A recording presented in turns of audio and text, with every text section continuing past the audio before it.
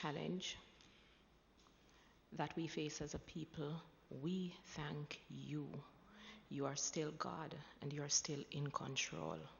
Father, as we, your people, have gathered here in the interest of your country, we pray that you will inspire us. You will lead us according to your will, according to your way, so that whatever decision we would have arrived at will be in the best interest of your people. Thank you for loving us. Thank you for caring about us. Thank you for holding us together. Thank you, and continue to bless you. We look only to you. These and other mercies we ask. In the name of your Son, Jesus Christ. Amen. Thank you. Thank you, Senator. Apologies for absence. We have here Senator Scott Motley, Member Brown Burke, Mrs. Vaz, and Ms. Dalrymple Filbert. Apologies for absence. Dr. Longmore is running late. Thank you. Dr. Longmore is running late, but she will be here. So this afternoon, I really want to welcome you all again. We're gathered here once more to serve as members of this committee and to signal our commitment to deal a blow to the important and far-reaching societal issue of sexual harassment. The robust discussions since we began, and certainly most recently, those of last week, all indicate our seriousness in giving the people of Jamaica a comprehensive piece of legislation. Sexual harassment is not a simple matter. It militates against the desired level of peace, harmony, and happiness in our country. Its effects are felt particularly by the most vulnerable in our society, our women and girls. Through our work in this committee, we can protect all women and men from unwanted sexual advances, requests for sexual favors, and crude sexual behaviors that affect quality of life by creating an intimidating, hostile, or offensive environment.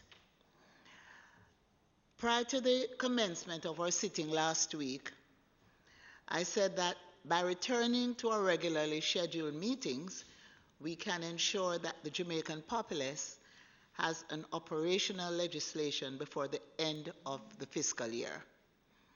This is the collective consciousness of this committee, and we will move with much alacrity on getting this bill operationalized. I'm happy that we are all at one, at meeting weekly in order to achieve this. I also want to ask you to allow me to extend thanks to both the private and public sector for all the submissions that have come in so far, and I look forward to more submissions to follow. I'm particularly pleased that today's presentation comes from the Hugh Shearer Labor Studies Institute Consortium at the UA Open Campus. I'm really looking forward to the presentation today. I want to thank you all for coming, and I look forward to another vibrant sitting this afternoon. Thank you so much. I'm gonna, the reading and confirmation of the minutes, I'm not sure if you have had a chance, members. So we will defer and we come back to that as usual, right? And we will also, at that point, look at matters arising. So we'll go straight into our presentation today and our discussions. And I really want to thank the members who are here for being true to the commitment you have made to make yourselves available for the meetings that committee meetings that we have weekly. So at this time, I would like to invite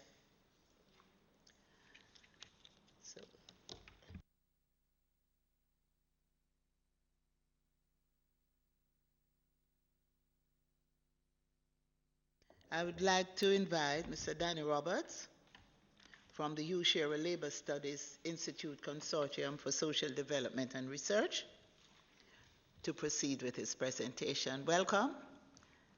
Please go ahead. Thank you. Thank you very much, Madam Chair.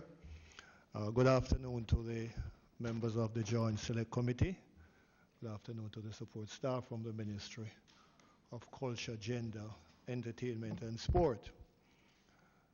This afternoon, I'm accompanied by the Senior Administrative Assistant at the Hugh Labor Studies Institute, Mrs. Senior Bennett Davis to my left, and Mr. Dylan Doyle, who sits behind, who really acts as the program officer for the Institute.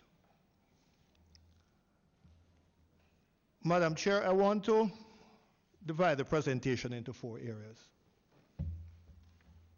First of all, I want to provide an international context and to look particularly through the prism of the recent International Labour Organization Convention number 190 to get a sense of how globally sexual harassment is viewed and what are some of the perhaps best practices that can be discerned from this convention. Secondly, I want to address the issue of sexual harassment and violence in the Jamaican context. And thirdly, to critique the bill itself, give a general overview, and then deal with some of the specifics of the bill with references where appropriate to our Caribbean counterparts. And finally, to make some recommendations and to provide some concluding remarks. And therefore, I want to begin by, first of all, acknowledging, which I think is well established, that the issue of sexual harassment and violence needs to have legislative support. That's a given. But I want for the committee to recognize, perhaps equally importantly, that we need to have, beyond the remedies which are provided in legislation, actions and policies that prevent sexual harassment from happening. And that's very important in terms of dealing with the issue. So it's much more than a curative response, but it's a preventive response. And so when you look at the ILO Convention number 190, it provides a context within which sexual harassment has to be examined. Firstly, it affirms that all citizens have the right to pursue their material well-being, their spiritual development in conditions of freedom of dignity, of economic security, of equal opportunity. And therefore, the fight against sexual harassment has to be understood as a fundamental human right and has to be recognized as part of the continued thrust globally, internationally, to deal with discriminatory practices and victimization, and to talk about restoring the fundamental human rights principles which are enshrined in the Universal Declaration of Human Rights, International Convention on Civil and Political Rights, Convention on the Elimination of All Forms of Discrimination against Women, etc. And when you examine ILO Convention number 190, that its focus is primarily on providing a workplace environment that is free of sexual harassment and free of violence. And I want to come back to that violence element of it a little later on.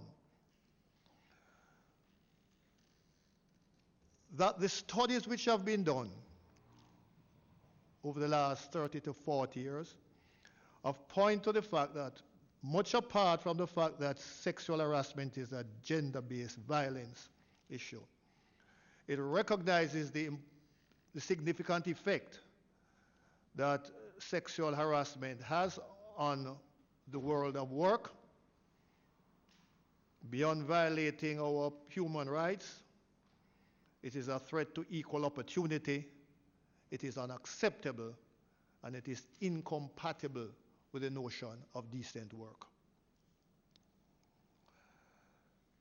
The convention also makes a very important point that sexual harassment primarily, not exclusively, affects women. Perhaps 70% of the cases globally are harassment of women. But interestingly, there's a growing number of harassment of men by women. And we have had cases, certainly here in Jamaica, of men harassing men. But the emphasis is on recognizing that the effects of sexual harassment and violence has implications for persons psychologically, their physical and sexual health, their dignity, and the wider social environment. It also, again, the studies have borne out, that sexual harassment also affects the quality of our public service and has a negative effect upon our labor market, because it denies, in many respects, particularly women, access to promotion, advancement, and development within the labor market. So that the convention recognizes sexual harassment and specifically deals with it as a workplace issue.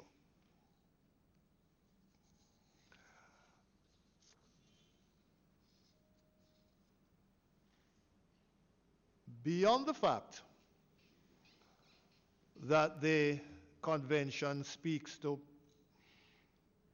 its applicability in the public and private sector, in the formal and informal economy, in urban and rural settings, that the scope of the convention is something that is worthy of note, because it speaks about the world of work occurring in the course of and linked with or arising from work. And here are some examples of what the convention speaks to, which is something we would need to take on board. It talks about work arising obviously from the physical space within which the work takes place. In places where the worker is paid, takes a rest, break, or a meal, or uses sanitary washing or changing facilities.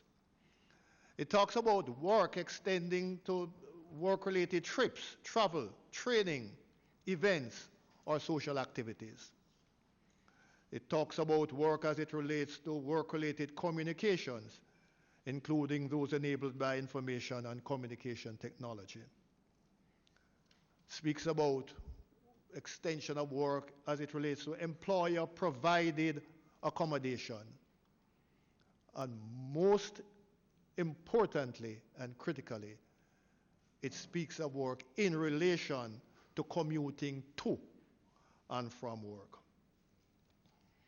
So that if we are to draw on the experiences globally and to look particularly at the ILO Convention number 190, what we glean from that are two very important things. One is that sexual harassment has to be seen as a human rights issue.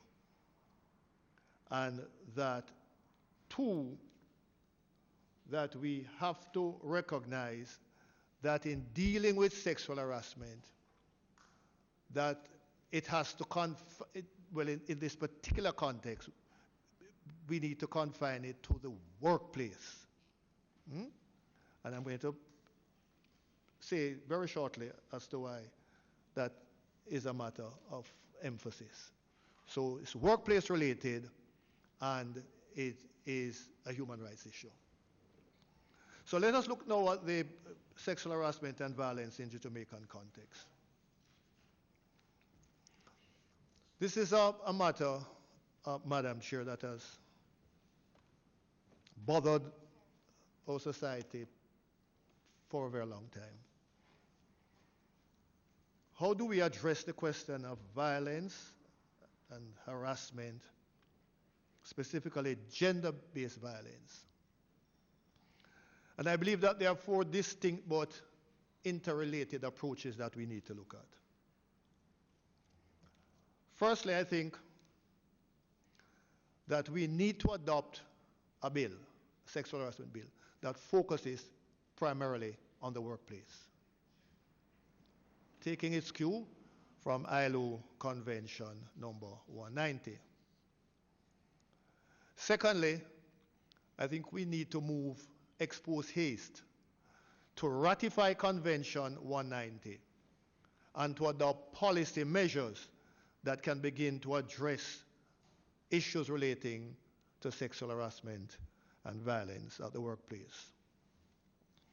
Thirdly, and I'm very much mindful of some of the issues which have been raised at this committee by other groups, that issues beyond the sexual harassment ought to find themselves in other pieces of legislation. And so, for example, the strengthening of the Sexual Offences Act to incorporate some of the issues which would fall outside of the realm of the workplace is a consideration which must be taken on board. The fourth overlapping and related issue, Madam Chair, really is taking its cue from a presentation that you made at the signing of the MOU between the University of the West Indies Open Campus and the Ministry of Culture, Gender, Entertainment and Sports. And when you made the point about the cultural stereotypes that promote gender-based violence, that is quite often nurtured, perhaps unconsciously, in our homes, in our communities, and within our societies. And the need, therefore, for us to begin to address those fundamental underlying cultural biases and stereotypes in a process that the late Professor Frederick Klin called a process of social re-engineering. And I make a final point on this section, Madam Chair, which I think is very important to underscore both your substantive point in that the address you made at the signing of the MOU and the old issue of the social re-engineering as part of an attempt to address this issue. About 15 years ago, a colleague of mine at the University of the West Indies, Dr. Anna Perkins, did an experiment among inner city youths between the ages of 8 to 10. And she asked them to envision Jamaica in another 10, 15, 20 years. And quite shockingly, but perhaps not unsurprisingly, the depiction was one of violence, one of mayhem, one of bloodshed, one of gunshot, etc. And it may be worth the while to note that 15 years ago, that those children would now be in the age group where the majority of the persons who commit crime and violence in Jamaica would fall. And the point I think that is instructive in all of this is that we have done very little to begin to address the process of these cultural stereotypes, bad habits and practices that have plagued us over the years. My third area of focus now is to look at the bill itself and to critique it. And let me just do a general overview. Of course, all of this began some years ago, and in fact, CARICOM has long established, as far back as 1996, a model legislation on sexual harassment. I sense that a number of persons would want this sexual harassment bill to incorporate issues outside of the domain of the workplace. I sense that. And I'm going to make reference to some legislations within the Caribbean that underscores the point that there has to be a separate bill for the workplace and all other matters relating to the disregard, the disrespect, the violation of our human rights, particularly women, where we must find a way to address them in other pieces of legislation. Barbados, for example, has an Employment Sexual Harassment Prevention Act. And its object and reason are clearly set out. Make provision for the protection of employees in both the public and private sector from sexual harassment at the workplace. Provide a framework for the reporting of sexual harassment cases by employees and a method of resolving such cases.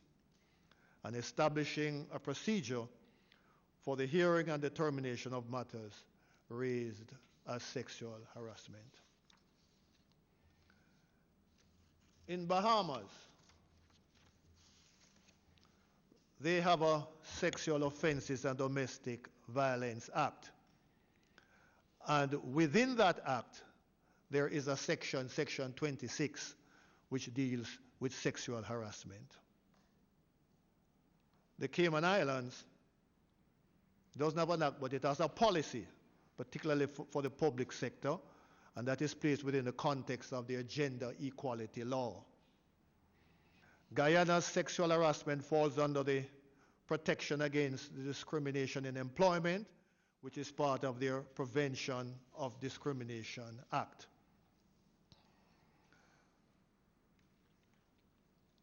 Countries like Belize, Barbados, and now Jamaica have standalone legislations on sexual harassment.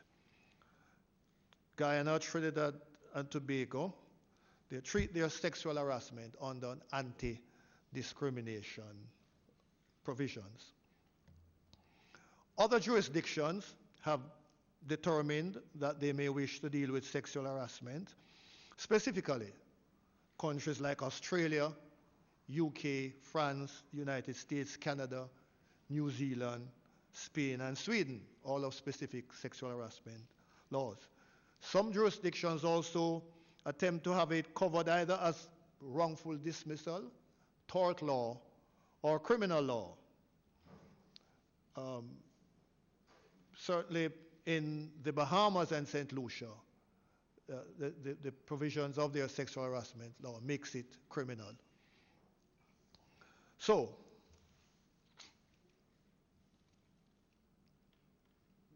what is it that we're trying to craft? I made reference earlier, Madam Chair, to violence as a component of sexual harassment, tied as it is under the Convention number 190. Because violence is much broader than physical violence. It has a symbolic language and a symbolic import, which kind of reinforces the notion of a power relationship. And I think that is it within that context that the international community has sought to incorporate sexual harassment with violence.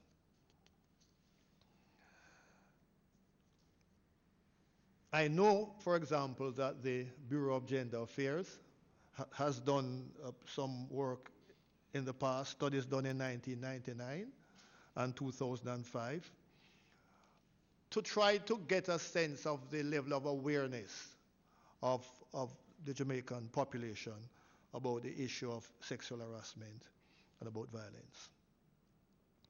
And I think that that would obviously have informed some of the provisions within the existing pieces of legislation. 2005, yeah, no.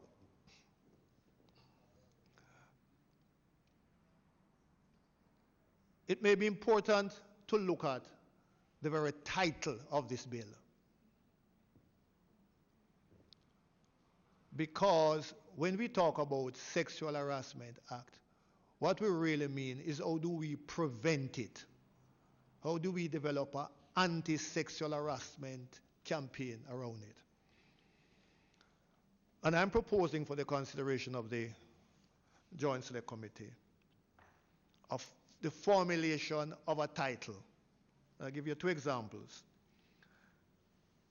Both to make it very clear that it is a preventative action, but to also ensure that it fits within the context of the workplace.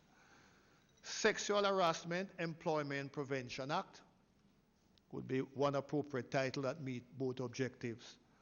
Or the Prevention of Sexual Harassment Employment Act, acronym POSH. Another example of what would constitute both an attempt to know that we are fighting against this thing, is an attack against sexual harassment, as well as its confinement to the workplace.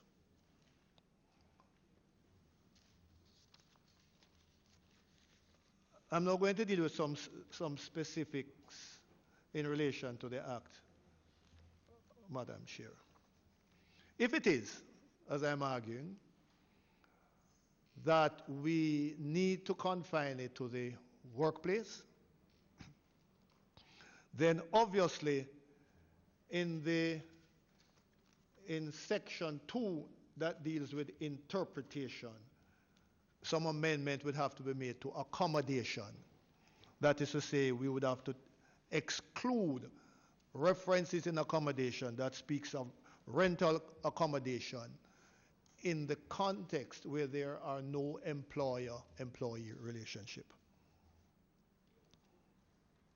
Secondly, we have to look at the definition of a worker.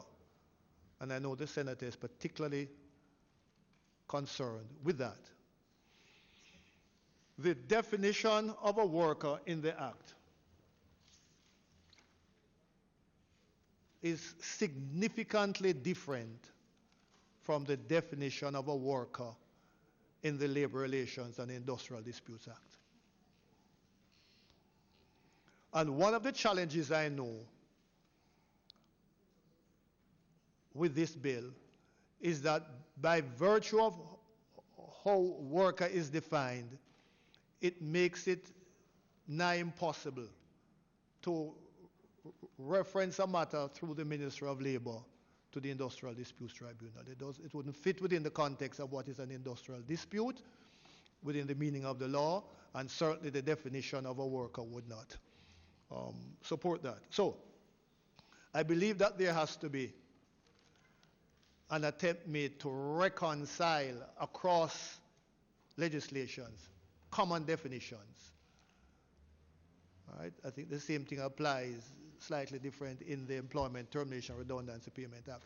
So the definition of a worker ought to be consistent across legislation. And if we do that, and we recognize sexual harassment in this piece of legislation as confined solely to the workplace,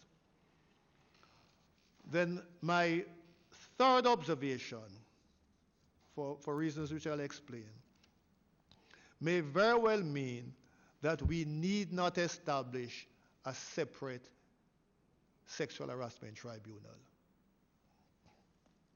I know that in the 2005 draft, that there was provision for a special division of the existing IDT that deals with sexual harassment.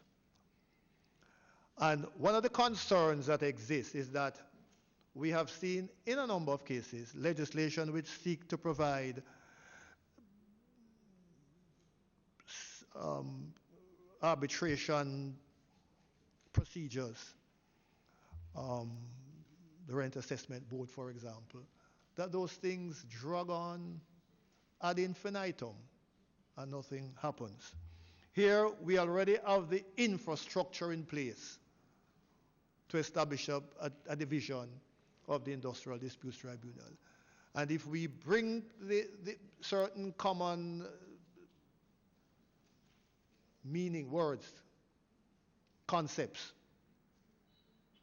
across legislations into one meaning, then there could possibly be a need to have a special division of the IDT rather than the establishment of an entirely new body.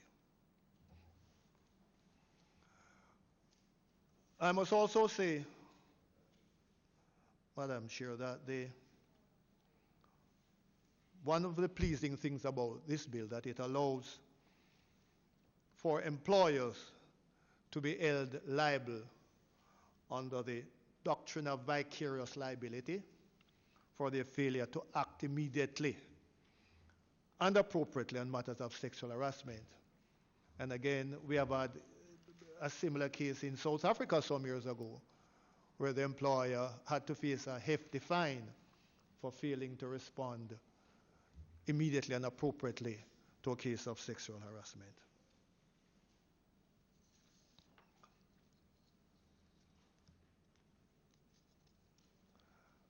The other area that I want to touch on is Section 25.2.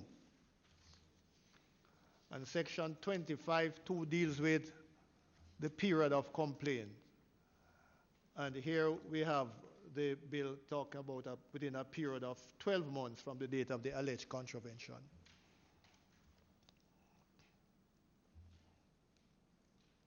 My own view is that this may very well have been informed by what currently exists in the Employment Termination and Redundancy Payment Act, where a worker has up to 12 months, a dismissed worker has up to 12 months to bring a case before... It's actually the LRIDA, based on the case. It wasn't flour mills, there was a particular case that triggered that, but it's actually under the LRIDA. So, thanks for the correction, the LRIDA. So it's 12 months within which you can bring a case for wrongful dismissal before the Ministry of Labor. Well, any dispute? No, it speaks specifically of dismissal.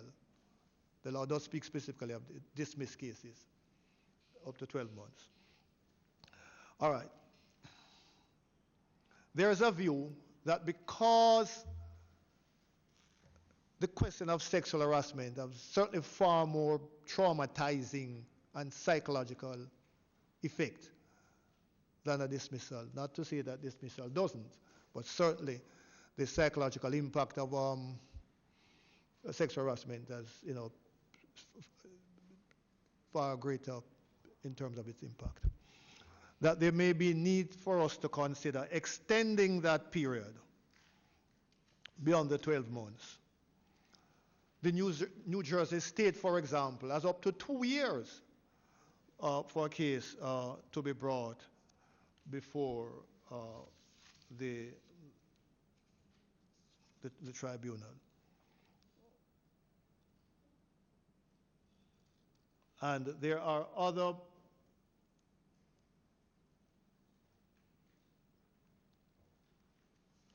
I think Belize has a 2-year period.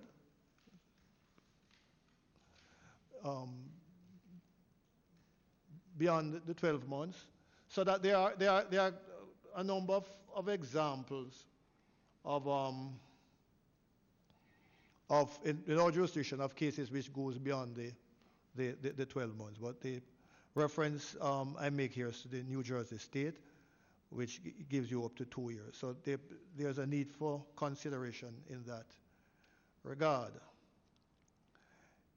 In respect of Section 26.2, that deals with false claim, I noticed that in the 2015 draft, no, sorry,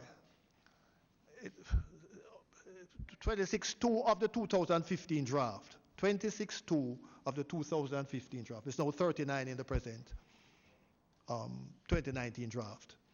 The language in the 2015 draft, section 26.2, was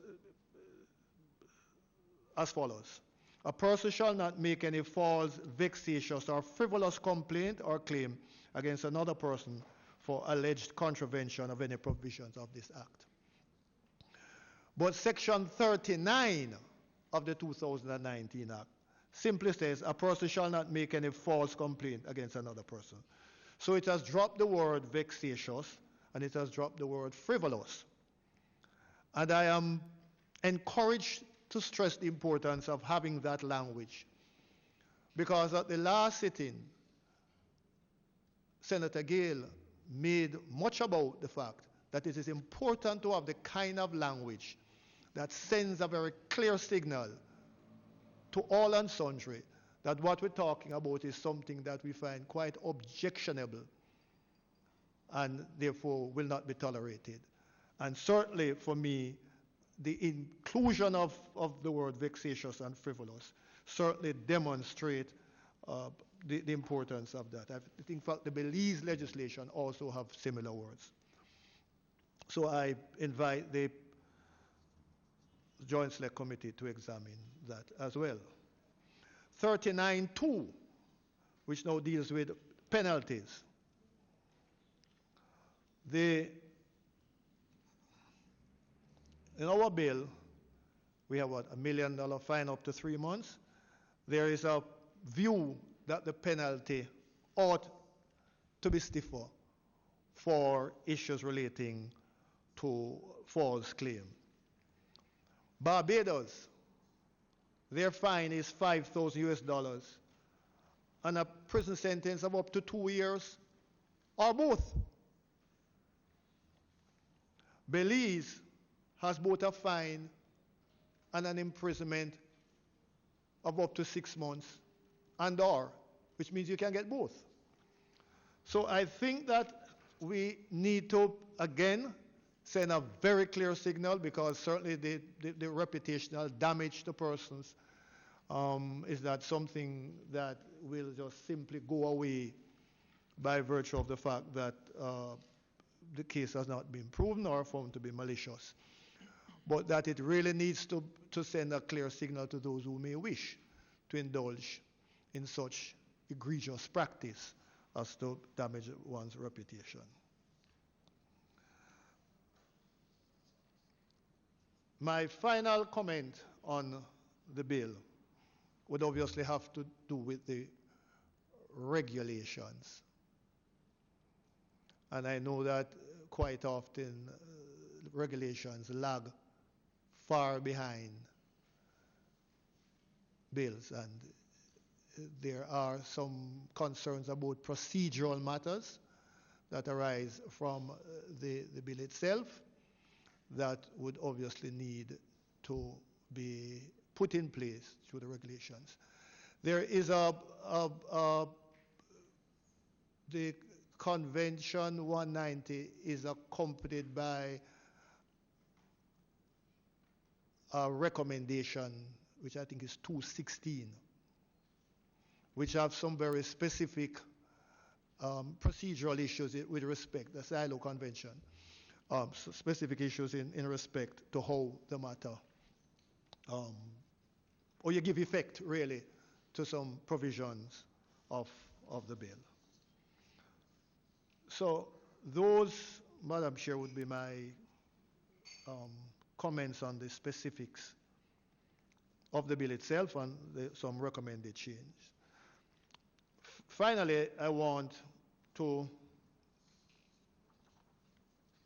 make some recommendations and then some concluding remarks.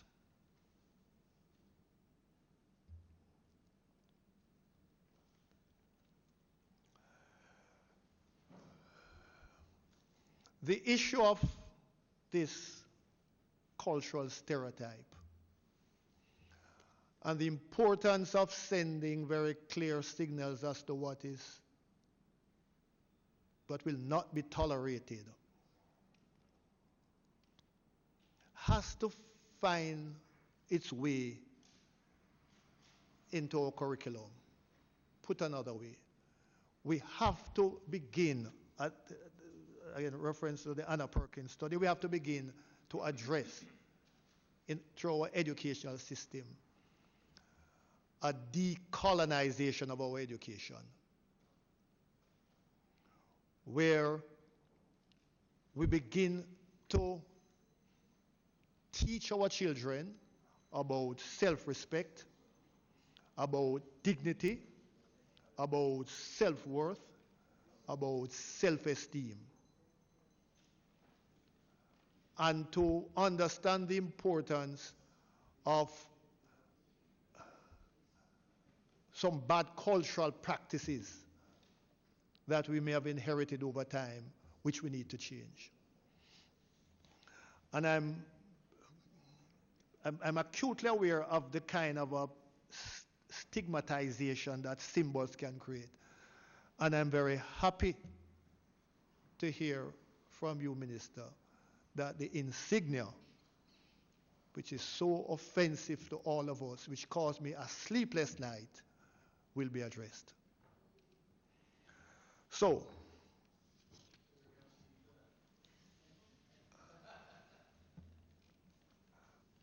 I'm not sure, Madam Chair, if a member of the Ministry of Labour is on the committee, the Joint Select Committee. I don't know if a representative from the Ministry of Labour is on the committee. But if it is a workplace issue, then there's a central role for the Ministry of Labour. And one of the things, again, drawing on the experiences of best practices internationally, is that we have to make sure that we begin, that the Ministry of Labour provides policies for workplaces that deals with mentorship, and to talk about how it is that we promote a certain kind of behavior and attitude. So it is not so much for us to seek to prevent it, as important as that is, not discounting or devaluing the importance of that. But it is equally important for us to begin to address issues of what is the right attitude approach, how do we mentor many of our youth who are coming out of the ghetto and have no other experience other than that which informs and nurtures them over the years. And one of the things that we're certainly proud of at the University of the West Indies Open Campus is the recent MOU that we signed with the ministry, right, through Sharon Robinson at the Bureau of Gender Affairs, to begin to sensitize workers as to what exactly are the provisions of the law. And we have started that process, and we're going to continue it. How it is that we begin to address that, and then move beyond that once this legislation is passed, to begin the training of sexual harassment. Because we haven't started that training yet. All we are doing is sensitizing to what are the provisions of the Act. But the training, anti-sexual harassment training, is a horse of a different color. So my final concluding comments are as follows. I note, Madam Chair, that you said that hopefully that the sexual harassment bill can be passed before the end of the legislative year. I'm a little more ambitious. I was looking at the end of the calendar year, but it's certainly not beyond the capacity of the Parliament so to do. The second thing is that to demonstrate in the same way that the bill is seeking to have employers demonstrate their level of commitment and seriousness to the anti-sexual harassment campaign, is the same way that the government of Jamaica must demonstrate its seriousness and commitment to this anti-sexual harassment campaign by ratifying Convention number 190 as soon as possible. Argentina has done it, Finland has done it, Spain has done it, Uruguay has done it. We need to do it ex post. And finally, we would all love to be in a position to be able to celebrate next year, March, International Women's Day. A sexual harassment bill that is in place is giving effect, and the signing of Convention number 190. Thank you very much.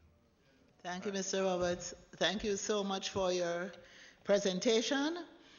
Minister Chuck, Member Chuck is anxious to make a comment, so I recognize him. Please go ahead. It's not so much anxious to respond to all the details and the Mr. Roberts.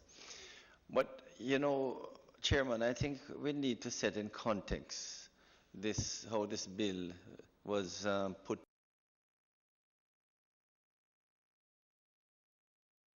Intended to be specific to only the workplace.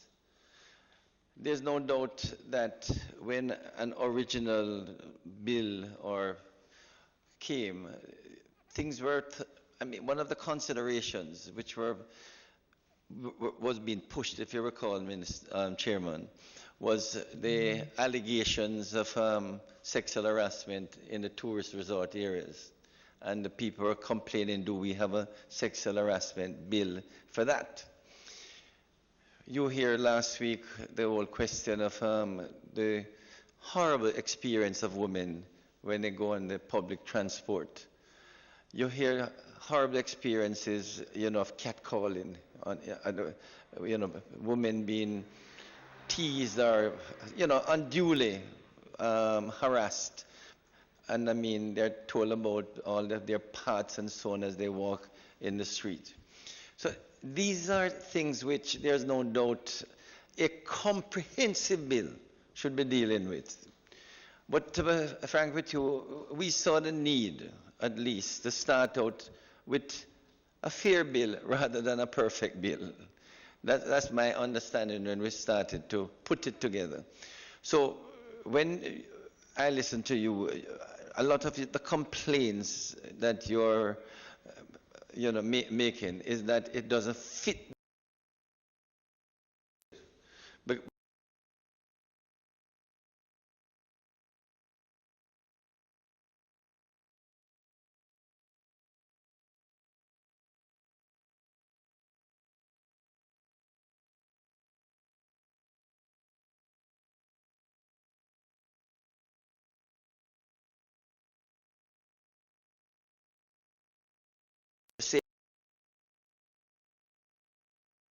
one can think of many institutions, old people's homes, the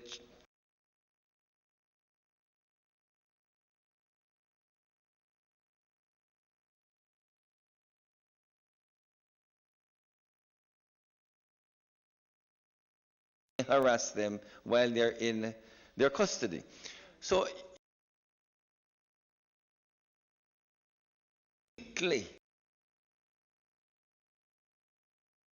tried in this bill to see how it can deal with those situations, Chairman, that are the major complaints nowadays, especially at the workplace, but also in institutions. You recall, Mr. Roberts, how several tertiary institutions have complained about, lecturers and so on, and their interactions with female students. Not only yourself, but also the presentations last week. People are identifying gaps. The ones that identified customers coming into, supermarkets or restaurants, women traveling on the bus, women walking on the street, and, and so on. How we are going to deal with that later on is something that should come about. But let us see if this bill can satisfy some of the real urgent complaints that have been put forward. Right? So I think Mr. Gale will deal with some of the more specific matters in relation to the worker, because I did ask him, why have we not adopted 190? Let us hope with this bill it will allow us to adopt 190. Go ahead. Chair. Thank you. Thank you, Member Chuck.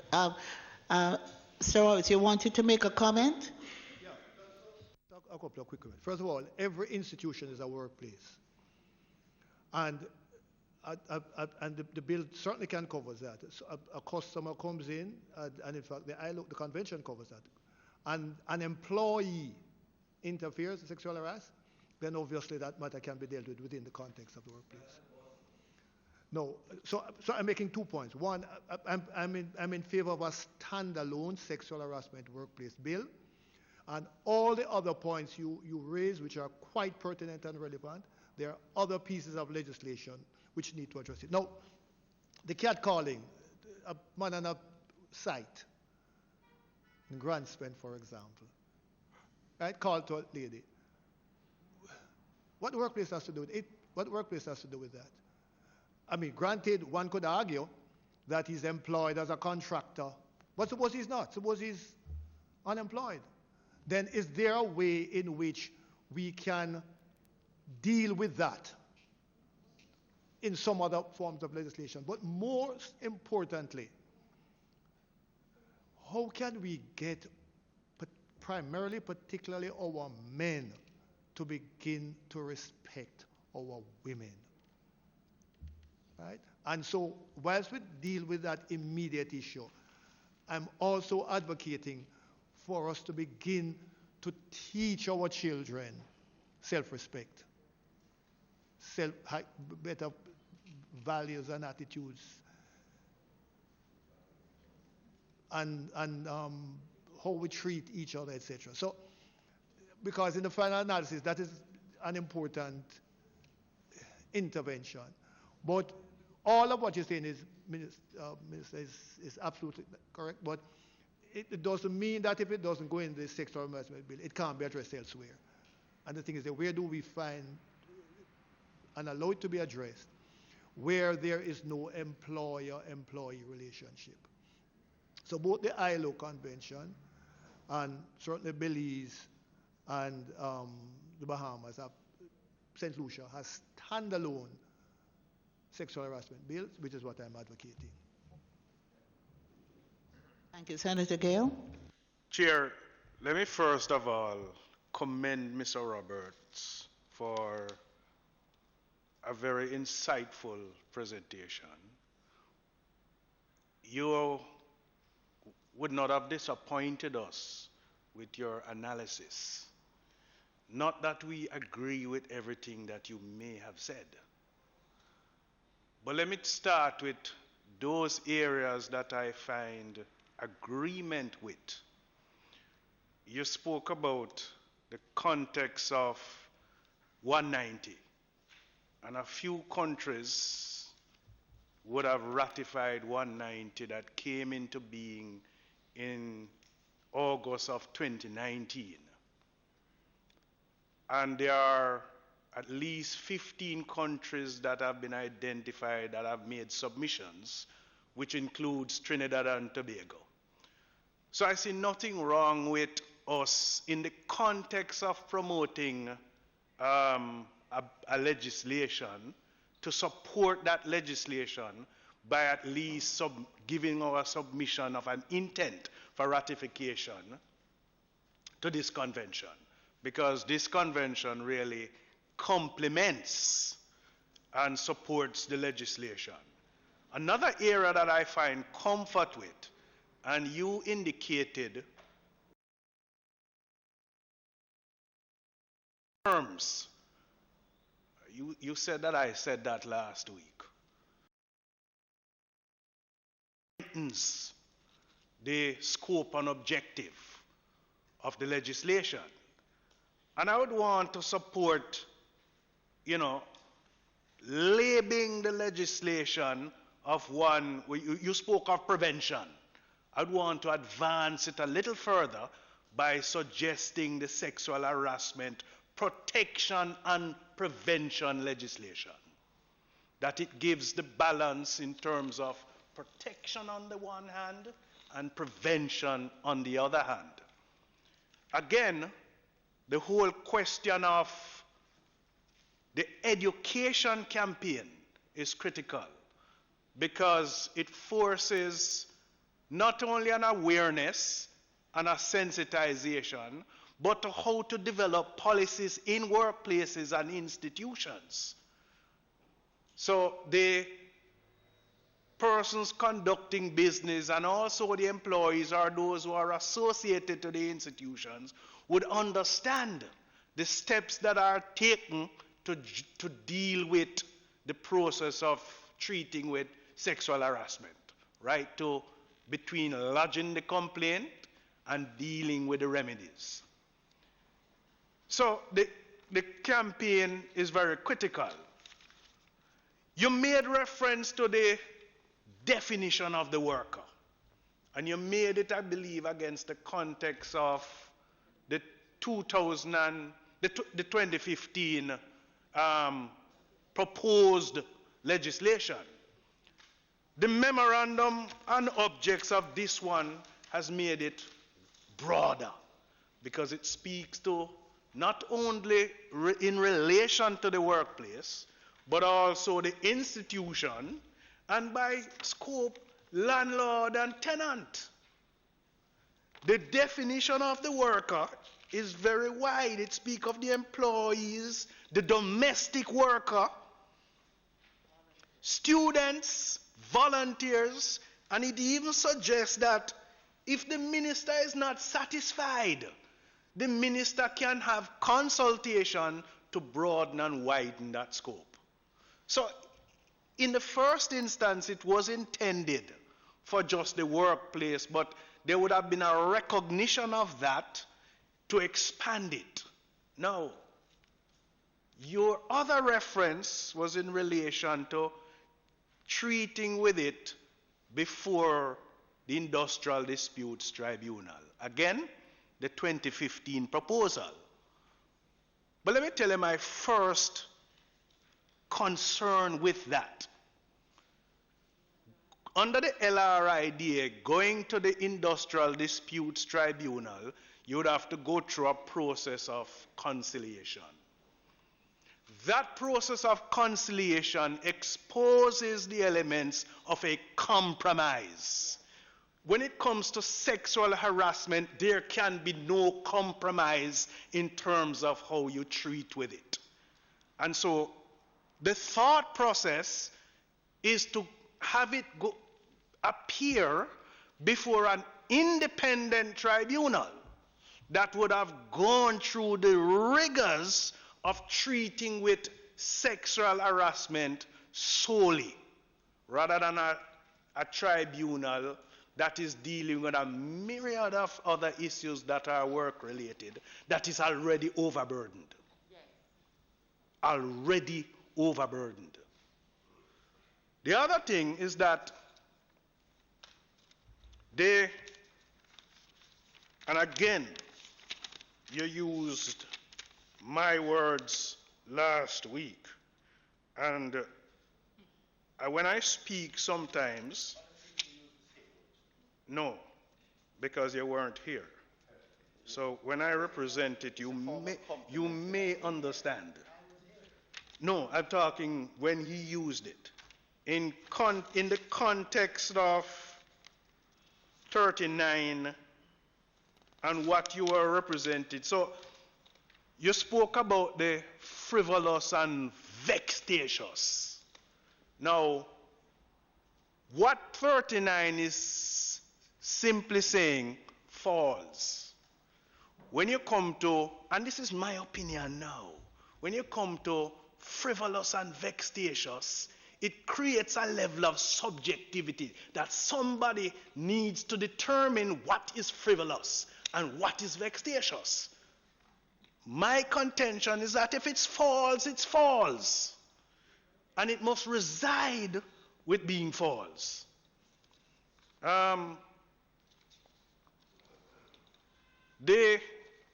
We would have had, and you would not have been the first.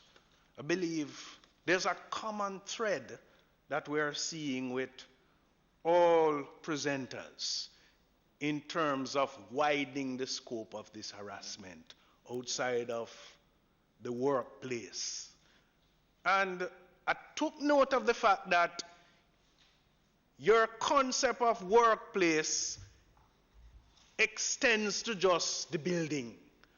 But if you go to a workshop, if they come up to Hugh Lawson Shearer Educational Institute and there's harassment, you're still on the job.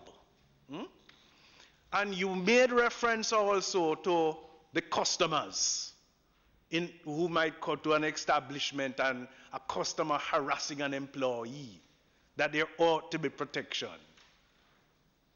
The challenge that this Joint Select Committee may find itself in is how we deal with the public space in terms of representation. Because the bill is not seeking to deal with the question of the public space in the taxi and on the bus and on the street corners, where we accept the fact that there is a problem. And we also accept the fact that that problem requires some sort of a remedy. What this deliberation has done is to bring into sharp focus by all the presenters that there exists a problem.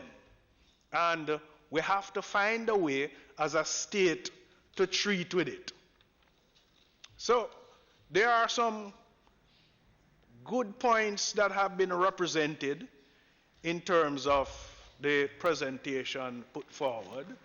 And we have to, whilst it's the Convention 190 is still new, still fresh, and is being supported by mainly European countries and a few in Latin America, that they have the supporting mechanisms. It still does not prevent us from demonstrating, like our CARICOM neighbor, the intention to ratify within reasonable time. So, Chair, those would have been my initial few observations in regarding the presentation. Thank you, Senator Gale. I'm going to ask Mrs. Robinson from the Bureau of Gender Affairs to just make a brief comment on where we are with the ratification of C-190. And I think she may have a couple of other comments to make. Go ahead, Mrs. Robinson. Madam Then Chair, I will take... Just before Mrs. Robinson, I was just saying to Senator Gill that it may be useful for the non-trade unionists amongst us to be educated as to the specific provision of 190. Yes, yeah, please go ahead. So it's a violence and harassment convention. But I thought all of us were trade unionists inside this room. And the Bureau will also, after Right. Senator Gale will fill on that. Yes. Chairman, if I may, before Mrs. Robinson, because I would like to, maybe what I'm going to be curious about, she may be able to respond also. Sorry, my apologies for being late. It was my kids' prize-giving We ceremony. were advised that you would be late. Thank you. But I was listening on PBCJ as I came. And with respect to, I'm glad that you asked about the specifics of 190, because I would like to also get the further details. But with respect to the violence and harassment, and I heard, I think, Senator Gale referring to Mr. Roberts and the plea for, or the call for education and starting from a young age and the preventative dimensions of it. But I also wonder about the cultural, because sexual harassment is almost a part of our culture too. And in terms of the entertainment and the stricter regulations with respect to the music that we produce, the content of the lyrics that our children are exposed to, and the actual cultural tie. It is an education pillar, but there's also a cultural pillar that I think we need to recognize. And I'm not sure within that ratification, and specifically what 190 refers to, if we have considered that role that I'm wondering about this piece of legislation and how that impacts on like the entertainment industry, et cetera, et cetera. Senator Longmore. We'll take Mrs. Robinson and then.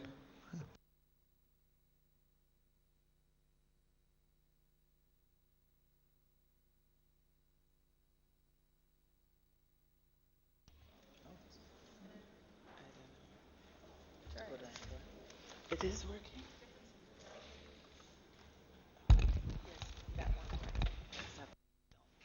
Okay. Let me move down. Okay. All right. In terms of C-190, which was adopted in 2019 and recommendation 206, it recognizes the right of everyone to a world of work free from violence and harassment, including gender-based violence and harassment. The ILO regards violence and harassment in the world of work as depriving people of their dignity, incompatible with decent work, a threat to equal opportunities, and to safe, healthy, and productive work environments. It remains a widespread phenomenon that's present in all countries and disregards sectors, occupations, and work arrangements. One of the things we found very interesting about the C-190 and the recommendation 206 is the fact that there is a link to decent work agenda. So you are aware that the C-189 was already adopted in Jamaica, and work has been done through the Ministry of Labor in collaboration with other ministries, departments, and agencies to ensure that the household workers are treated with dignity and that they are provided with as much as is reasonably possible under fiscal responsibilities and so on. So C-190 provides a clear framework for action and an opportunity to shape a future of world based on dignity and respect, free from violence and harassment. Further to that, the right of everyone to a world of work free from harassment that has never been articulated in an international treaty. It also recognizes that such behaviors can constitute a human rights violation or abuse. We like the fact that there was a huge emphasis on gender-based violence. As you are aware, sexual harassment is one of the most egregious forms of gender-based violence, and so that would be something that our minister, as well as the Minister of Social Security, Labor and Social Security, would have been interested in.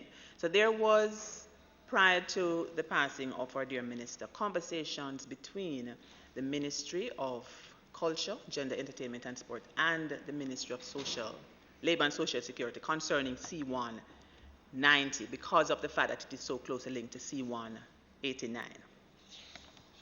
If I look at domestic violence, which is covered also in C-190, it states that domestic violence is a rapidly expanding area of regulation with regard to the world of work. The term family or domestic relationship is usually confined to those in a traditionally understood family relationship, such as those related through blood and so on. Continuing, impact of violence and harassment in the workplace. In terms of the harassment legislation, that's this one I'm speaking to, it has some concepts that we find very interesting. It looks at workplace relations, worker engagement, health, productivity, quality of public and private services, and enterprise reputation. And it also affects labor market participation, which was alluded to by Mr. Roberts earlier, and in particular may prevent women from entering the labor market, especially in male-dominated sectors and jobs, and remaining therein. The experts also noted that further, that violence and harassment may undermine democratic decision-making and the rule of law. In economic terms, sexual violence and harassment are seen as obstacles to women entering and remaining in the workforce, and therefore this can undermine their long-term earning capacity and contribute further to the gender wage gap. And so, in terms of who is protected under this convention, it states that the convention's focus is very important because it treats with everyone who works in areas that would allow them to have contractual and other types of relationship, including interns, volunteers, of course, household workers will be very big on that list, job applicants, and persons exercising the authority of an employer. It applies to the public and private sectors, the formal and informal economy, and urban and rural areas. Such groups and workers in certain occupations and work arrangements, which are considered vulnerable to violence and harassment. For example, in health, transport, education, and domestic work, persons working at nights or in isolated areas. As a result of this, domestic workers are often virtually invisible as a group, including their work as a form of employment, which makes these workers vulnerable to various forms of mistreatment. So I'm saying all of this to say there has been conversation. This draft brief was actually shared with our minister and was developed in convention or in collaboration with the Ministry of Labor and Social Security. We also had conversations about how it is that we can accede to this particular legislation. I know that when it happened, our minister, or Prime Minister and Minister of Labor and Social Security were actually in Geneva when this particular C-190 was introduced and had given their full commitment to adopting C-190 on the heels of C-189, which has been implemented. I also wanted to talk a little bit about the tribunal that Mr. Roberts had alluded to earlier. So, just before, who is spearheading the ratification? So is it the Ministry of Labor and Social Security? And Social Security, but because of the fact that this is a workplace issue and the bill that we are pushing is actually residing in our ministry, we are actually working closely with them. I know that Minister Robinson, God bless her soul, she was the one spearheading this. Yes. And she had made that commitment that she would see that it would be ratified. Certainly. So we will have to continue the work that's unfinished, ensure its ratification. I know I have several hands up. I'm going to ask Ms. Robinson to finish her presentation, then I'll take Senator Morrison, then Senate. Mrs. Robb, so you can continue, and then we will have a lineup on the side where members want to comment. And then I will come back to you, Danny. Right. Yes. I just quickly wanted to talk a little bit about the tribunal issue. I know that a lot of persons would allude to it because that was initially what was in the legislation, the 2015 legislation, speaking to the special division within the IDT that would treat with matters related to sexual harassment. And so we had to write to the ministry concerning that, and they sent us a very extensive response that allowed us to understand very clearly that that might not be possible for a number of reasons. And so that is one of the reasons, there were others as well, that had caused us to make that decision to have that special. We also had conversations with the persons in the Ministry of Labor, Mr. Kennedy and other members of his team, concerning how it is that we would craft the special sexual harassment tribunal. And the conversations allowed us to understand that it was not a competition. It wasn't that we're competing with the IDT, because there were sections of the bill itself that would not have been covered under the IDT, especially those that related specifically to sexual harassment as an issue.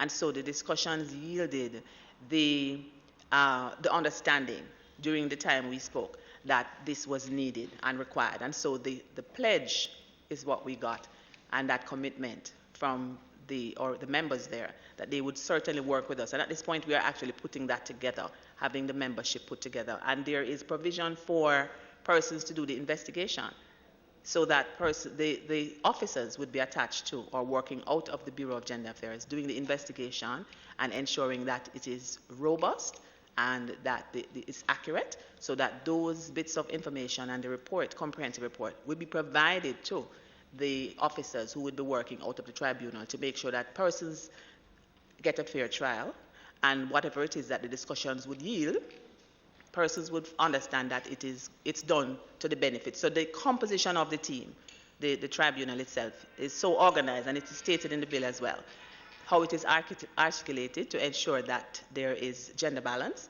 and that the matters are treated in such a way, very sensitively, and using the empirical data to make sure that persons get justice at the end of the day. Thank you. Madam Chair, just before you go over to the other members, I wanted to say that one of the things that the Ministry of Labour pointed out at the time was that due to the special nature, if you please, of sexual harassment, it deserved to be treated with specially by a specially created tribunal, and it was, along with all the other reasons, that informed the creation that we have in this iteration of the Sexual Harassment Tribunal. And I probably should use the opportunity to say that during the period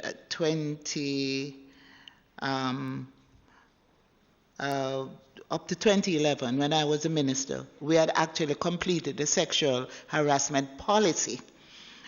We lost the election just before it was taken to cabinet. That policy was never taken to cabinet, but instead a sexual harassment bill was crafted. Well, the policy had a tribunal as part of the mechanism to treat with it.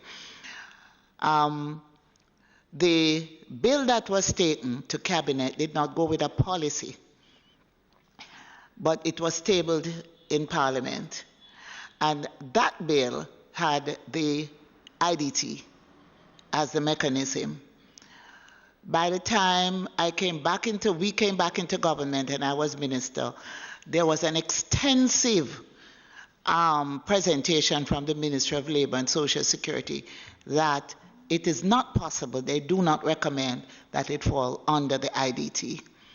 And so we went back to the original policy document, took that to cabinet, which informed a new bill. So this is actually a new bill. The one that was tabled was withdrawn. And this is a new bill with the tribunal as the recommendation, based on the fact that the Ministry of Labour and Social Security strongly recommended that we do not have it fall under the IDT. So I just wanted to use the opportunity to make that clarification. I'll take Senator Morrison now. Thank you, Minister. Mr. Roberts, I must commend you on an excellent presentation. I especially am impressed that the presentation was very closely guided by the International Labour Convention and guided by one of the aims, which is to promote rights at work. I know that you are particularly passionate about this being very robust and this having teeth, and that is why you seek to strengthen clause 39 that my colleague very efficiently attempted to allay your fears, in that while we are seeking to ensure that we don't have persons who make light of the legislation, that this as is very satisfying. Moving on to my observation, more to complement what you have said than a critique, because overall I am satisfied with the presentation. My friend Dr. Tamika Peart, I must acknowledge you. Every so often we butt heads on gender issues. Yes, ma'am. The point you made regarding social re-engineering, this has to be the way to go. The committee, the technical team will laugh at me. Last week when I said keep the powder dry, they were very amused by it. Now this week, in light of this, I remember my grandma saying, if a farmer brings home wood that is infested with ants, he should not complain when he is visited by lizards. If we continue to exist in this environment, really a grandmother talk. If we don't attempt to change the culture, if we don't attempt to change the way in which people think, especially our young people, especially our children, 15 years from now, we will still be having this type of discussion. And sometimes, Minister, when we gather here to talk and we look at legislation and we try to frame policies, we have to wonder, who are we talking to? Are we preaching to the converted? How are we going to reach the persons who are most guilty of perpetuating this? Do they believe that they are doing anything bad in the first place? In the case of a man, what is it that defines his masculinity? What is it that makes him macho? Him feels that it is his right to talk up. And we have to change that. And I believe that we have to get to a place where we respect each other, respect privacy. We ought to be tolerant, respecting persons. And I am going to include something that may be controversial. We must respect individuals regardless of social class. Because what a man or a woman will say to one person, they wouldn't dare try to another. But she is only the helper. He is only the ancillary worker. So I can abuse that person. I can harass that person. It's just a humble district constable. Don't have no bucketive. So I can abuse the individual risk-free. So a part of this is going to call us to look out for individuals who are especially vulnerable because of their status. Because individuals may believe they can move them from point A to point B, toss them all over the country. I can harass them at work and not much can come out of it. So in responding to a concern that you have, Mr. Roberts, how can we prevent sexual harassment in the workplace? I am going to subscribe what I consider is the best response by making it risk-free.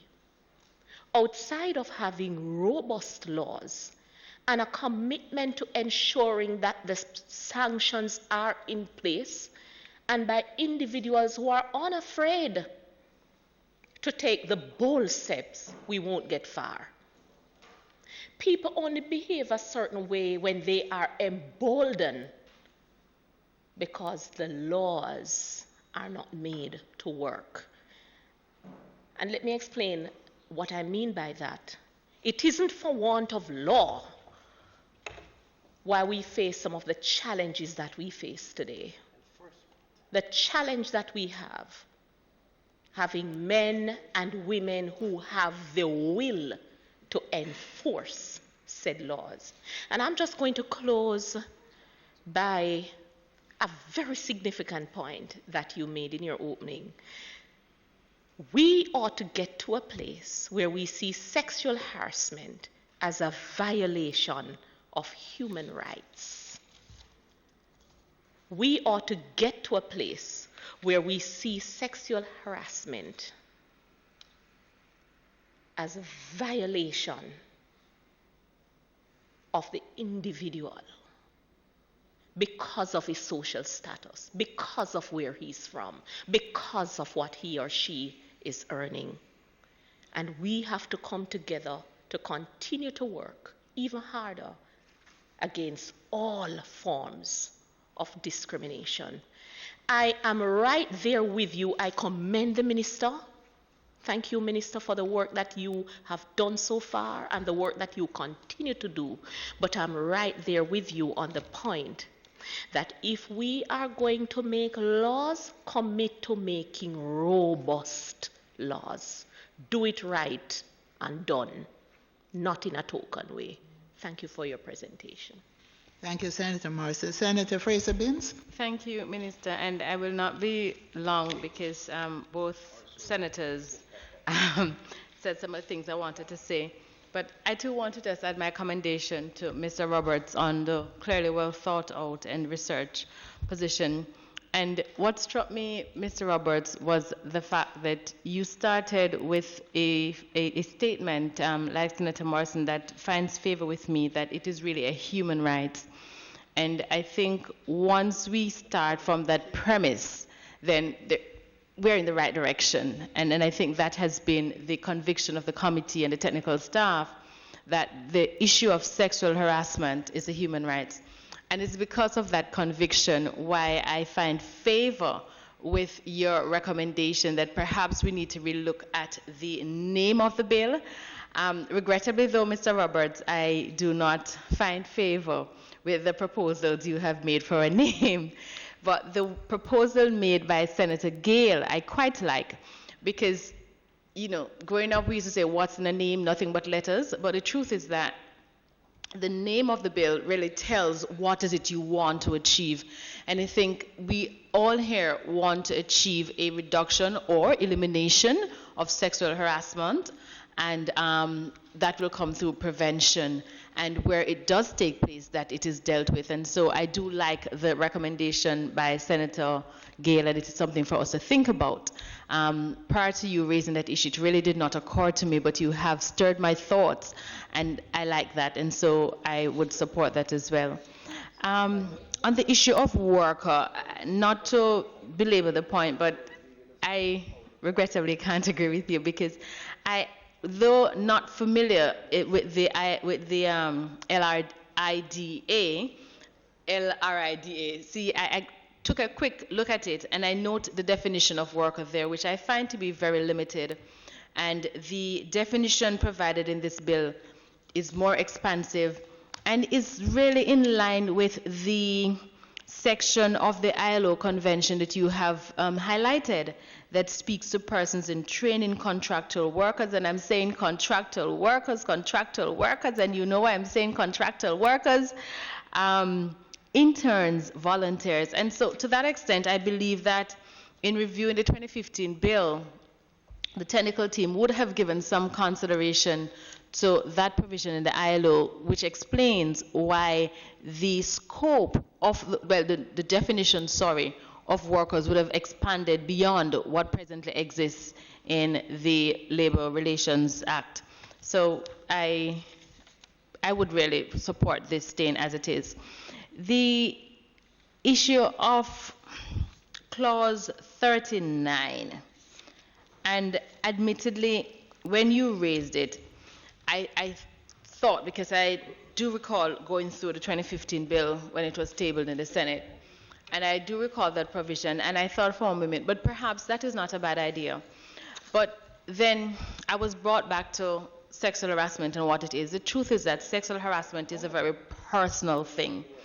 And what is seen as sexual harassment to the receiver or the victim may not be seen as sexual harassment to the doer. And so to the victim, it is a serious thing, but to the person who does it, then it is just plain game. And so what is death to you, what is joke to you is death to me, as we say in Jamaica. And so for us to use the term frivolous in this situation, I'm afraid that it's going to lead to a level of subjectivity by the tribunal, which I believe could operate to affect the victim or the complainant. And I believe that would have been one of the thinking by the technical team why they chose not to go that route and to delete that word from the present bill. I want to agree with you about the issue of mentorship. Because, you see, you can have the best laws, but if you don't have the framework within which to implement, operationalize that law, then it comes to naught. I find that it is not that people don't know that there is a penalty for doing certain things, but we have become so culturizing doing certain activities. So a man walking and see a nice girl and he's like, psst, psst. And to him, he's not being rude. He's not harassing her. In fact, he's celebrating her beauty and her femininity. But to us as females, we're offended. And we have got to get to the point where we help him to understand that, yes, you are celebrating her femininity. You appreciate how beautiful she is. But it goes beyond just your appreciation. You have to put yourself in her position and see how she feels, how exposed, how violated she feels. And so I do support the issue of mentorship, of undertaking a cultural so you call it social re-engineering. I fully support that.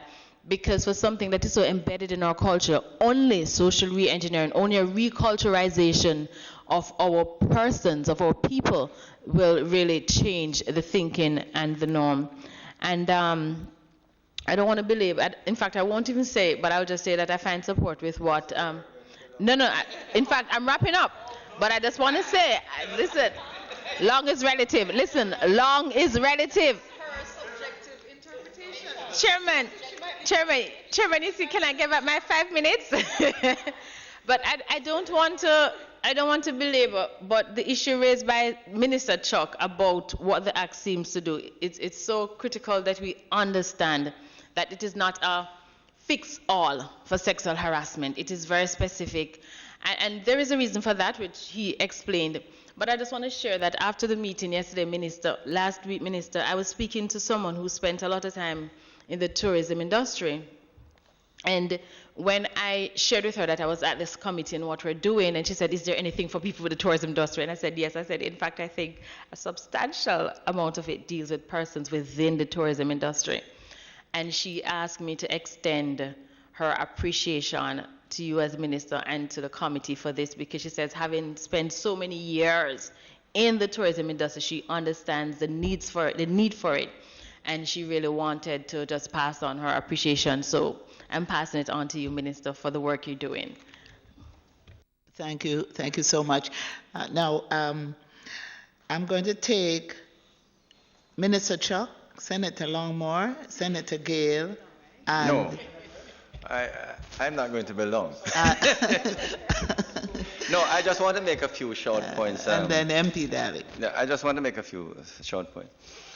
You know, Mr. Roberts, and generally to the public at large, you know, the things you said in terms of social engineering and the respect that we must have for women, the mentorship, the dignity, civility, these are all very important. The problem is that legislation can't do it.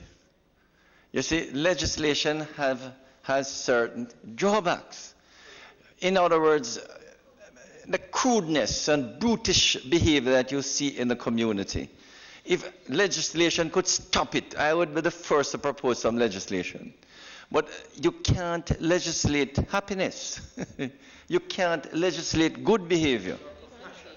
But what legislation does, and all legislation always say, you must not do that. Not that you must do that. Always, you must not do that. It's always negative. So you find that all prohibition is all prohibition, not necessarily instructions to be of good behavior. So one of the things really is, how do we as a country, the trade unions, the churches, the teachers association, how do we sort of use those other social units to emphasize the need for a change in cultural practice, a change in how we respect our women? You know, all of that is really, if I might say so, the failure of the many social units within our society, the school, the churches, trade unions, the community. Because we could sit in here in Parliament and make some of the best laws for good behavior, unless the other social units really carry out that part of the work that society demands of them. We must learn to live with one another in dignity, self-respect for one another, treat one another as you would want to be treated, etc.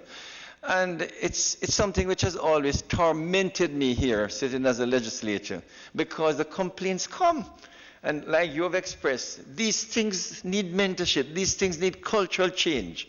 But we can't do it with legislation, and it really pains me that we can't. It is really for the other social units to take it on. Thank you, Minister Chuck. Senator Longmore? Thank you, Chair. Minister Chuck, may I suggest that we can't do it with legislation, but we can do it with healthy practices. And what I am kind of realizing and recognizing is the increased need for legislation, and it might sound a little bit out there, but for legislation to be a tool for health and healthy living.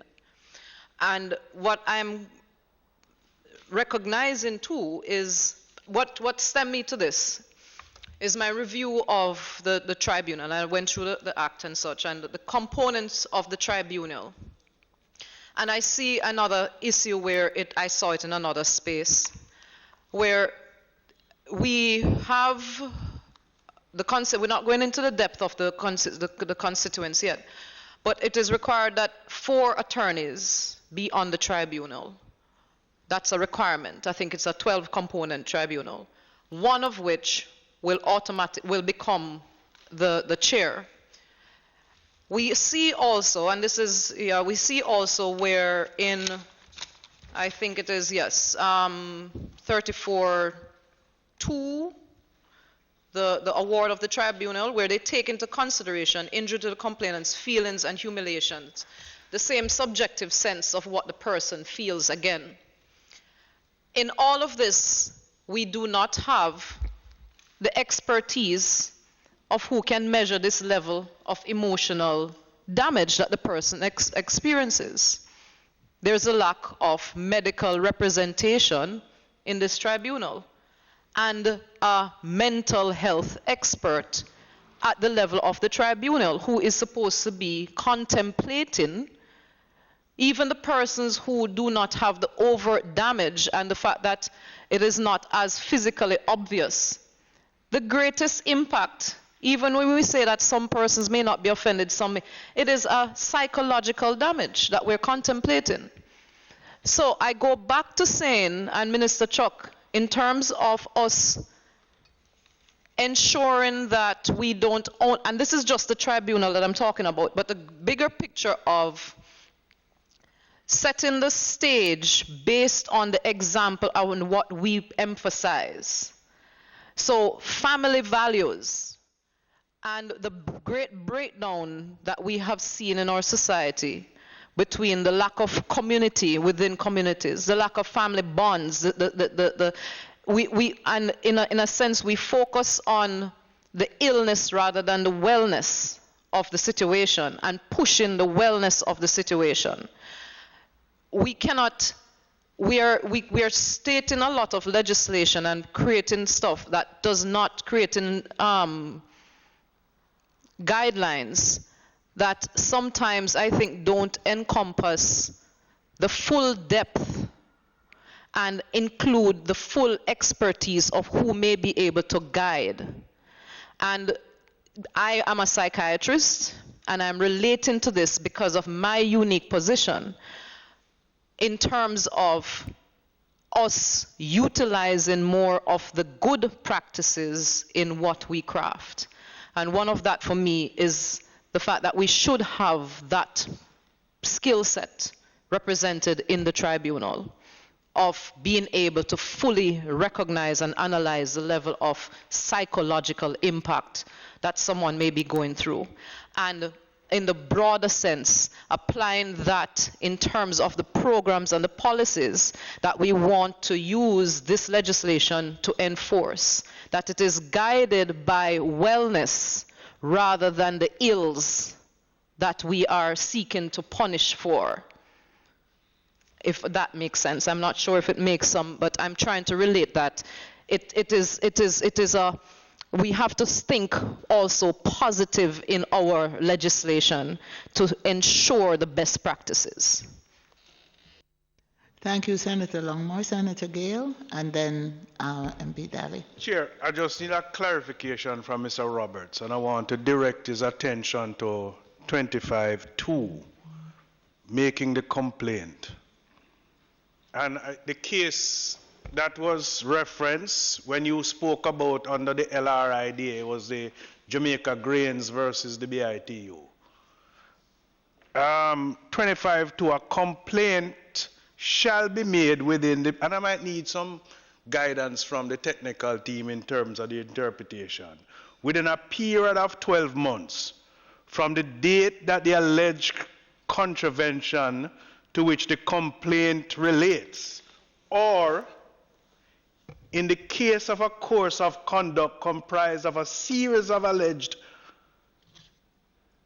within the period of 12 months from the date of the last alleged act. So I assume that it gives a double support from counting the 12, when the 12, from day one, initial occurrence, but it also gives the opportunity that if there's a series of events, it can count on the last one. Now, you made reference to the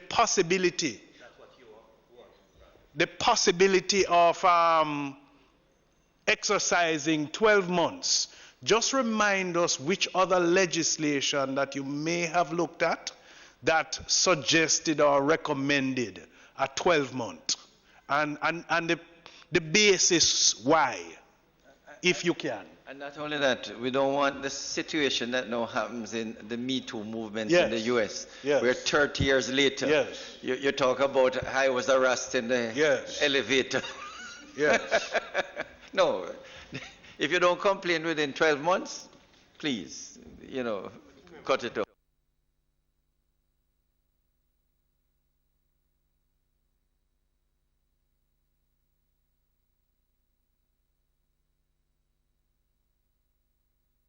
I believe I got the understanding from the legal team in terms of my interpretation.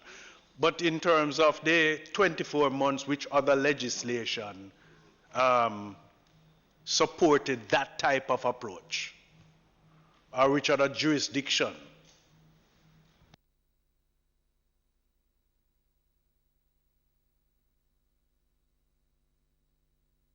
Who is going to make a comment? Danny? Mr. Rob, you're going to? Yeah. No, I'm making 2 points. I think the point has been raised. First of all, sexual harassment is not an offense similar to other type of workplace offenses. And I think that the point has been made about, more importantly, the psychological impact of it, the stress, the distress, and the trauma, all of that is associated with it. And those are counted, they have a value component to them. And so, whilst not underplaying the significance of a dismissal, for example, and I've had that experience, having had to deal with a number of sexual harassment cases, the level of trauma is sometimes beyond recognition. And so people sometimes need time in order to adjust. And all I'm trying to do is to make a separation between that which is the normative workplace dispute, which has less of a significant psychological impact than a sexual harassment case that it would warrant an extended period. And the example of the New Jersey state is a clear example of 2 years. So I'm not going to the 30 years, Minister, but an extension beyond that, which separates it as an issue of profundity. Certainly. Yes, man. Sure. Yeah. So yeah, that's. Horace, Thank you, Mr. Roberts. MP Daly? Ready for me? Yes, ready for you. The floor is all yours.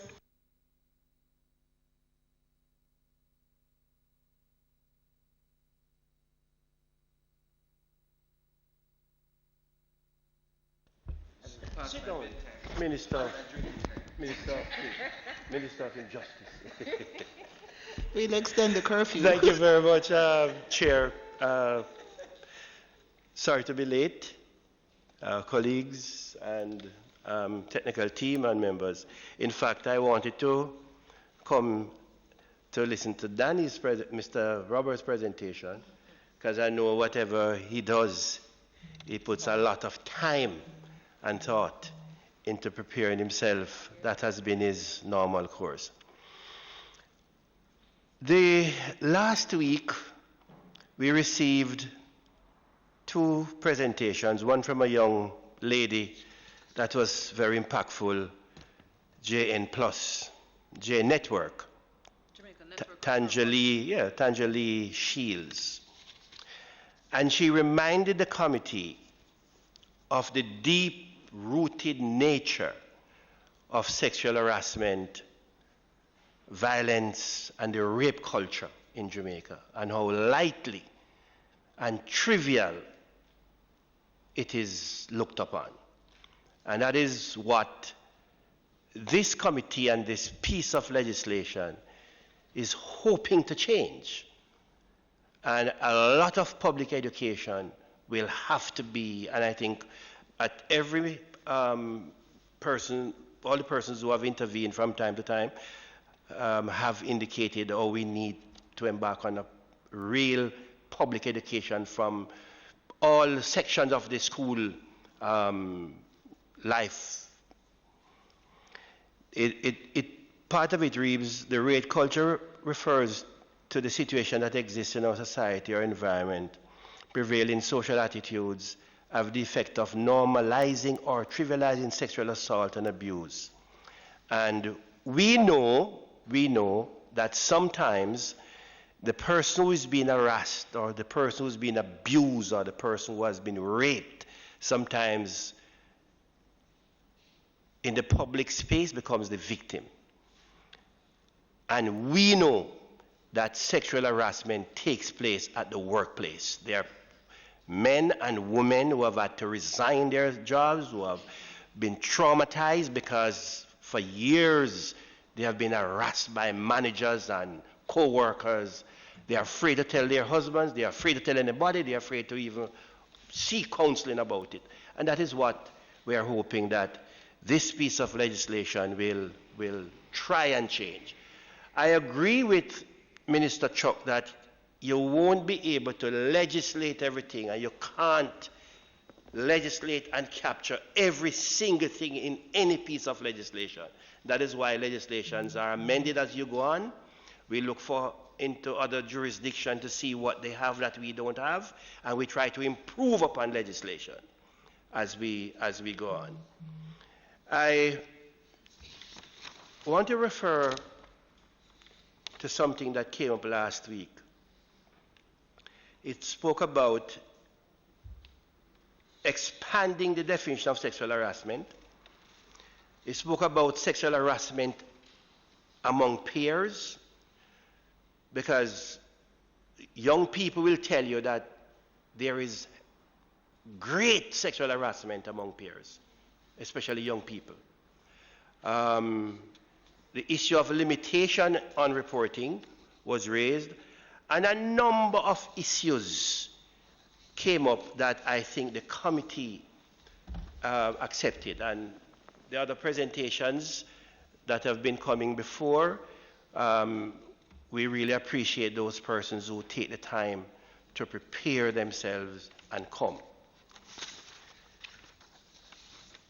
I agree with your concluding remarks that the bill must be passed within the next few months. And to that, the massive public education that is needed should commence. In fact, it can even commence anytime about sexual harassment.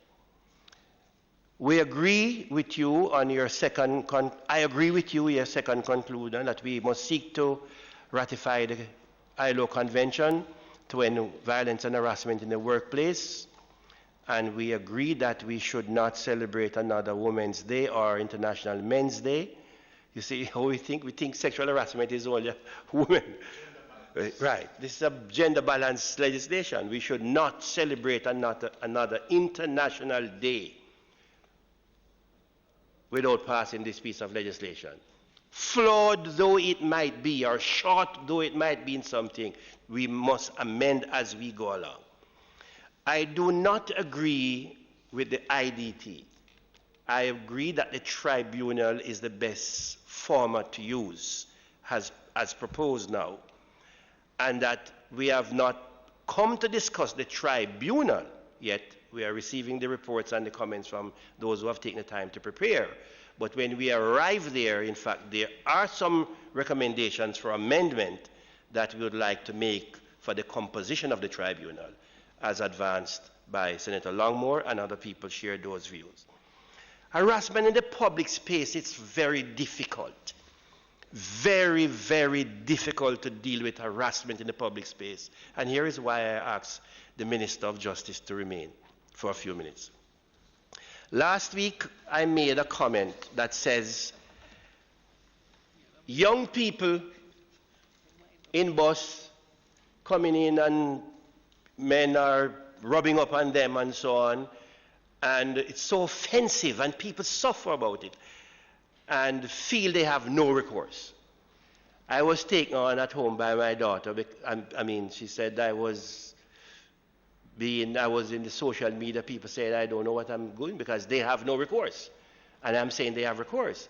That is why I'm asking the Minister of Justice to repeat.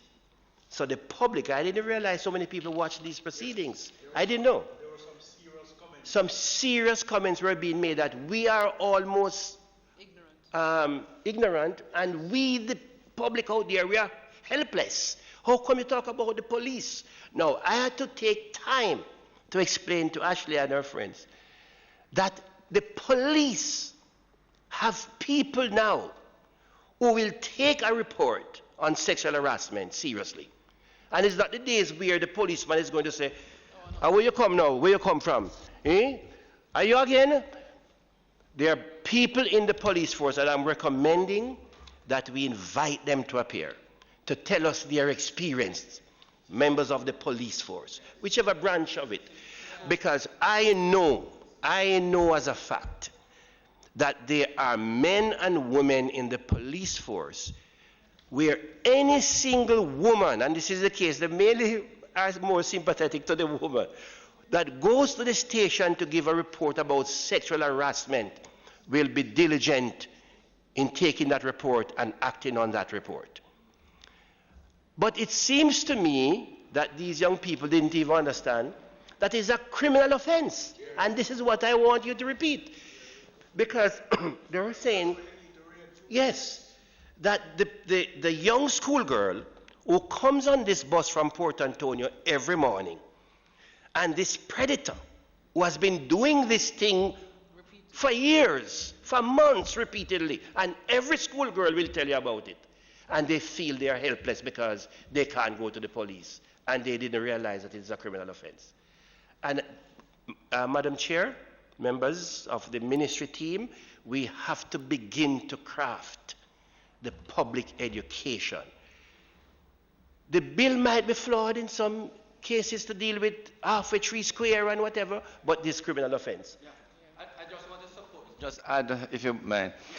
I think the public at large, especially women, young girls, should appreciate that anyone who touches you, hand or body, inappropriately without your consent can be found guilty for assault and battery under the Offenses Against the Person Act. It's well known. But unfortunately, far too many of our people are not willing to report it because of the inconvenience, the lack of knowledge, a variety of... right. But I think, you see, until a few persons are actually convicted, those predators who are always doing this on the buses, then they feel they can get away with it. So to the extent you see that you have the assault, be it by the conductor, the driver of minibuses or taxis and so on, the truth of the matter is that, you know, a woman, sadly, may just have to take the balls, take it and report it. Be brave and report it so that, you know, our men can be put in their place. Because in all sincerity, you know, when you sometimes you're in the community and you're sitting down and watching women passing by, you're talking to some of the fellows, and the crude behavior that they engage in, and when you say to them, how can you say that to the lady? No bother with that, Mr. Chuck, that's how it go. And how do you change that sort of behavior in our communities is a challenge. Because they feel, as you quite rightly say, it's a part of the culture. That's not a culture we don't want to pursue. I just want to add here that we also have a responsibility as government. We need to put more money into public education program to change attitudes and to change the culture. We have to invest in making people become more aware, to sensitize the public, to get into communities and make them understand that your behavior, you should revisit. Take a look at how you behave. Take a look at how you treat our women. Take a look at how you deal with each other. And spend some money into educating the public. And we really need to ensure that's usually the smallest budget and the first one to be cut. I fully agree with you, Chair. We have to, no, I need Minister to hear my point. No, Mr. Daly wasn't finished, you know, so when Mr. Daly... Just want to finish my comment. Yes. Last week, I think, was it? Well, last week was my first. The committee spent some time on the issue of false accusation and false reporting.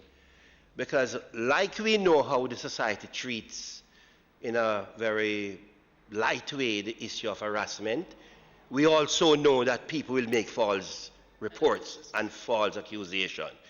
People will, well, in the practical terms at the workplace, somebody might feel that, okay, I'm passed over for promotion last year, and my review, what you call it again? My performance evaluation has always been bad, and it's because the boss wanted to take me out and whatever, and I never agreed to go out or whatever. False accusation is a part of life. People will make false accusations, and the legislation recognizes this, and it also is dealt with. It is punishable for one to make a false accusation against another person, accusing of sexual harassment when it is false. Finally, Chair, I agree with you. We have to ensure that there's a massive public education program to change the mindset in Jamaica, in the music industry, in the street, in the communities, in the bus. We have to make an effort to change this negative mindset that is present in our country. Thank you, Chair. Thank you, Mr. Daly. Senator Longmore? Yes, thank you, Chair. And I know Minister Chuck is eager to go. My quick comment is about the Minister, Mr. Roberts' suggestion regarding the time frame. I know I was late, in terms of when a complaint can be made. And we have all been using the terminology traumatized. These persons are trauma.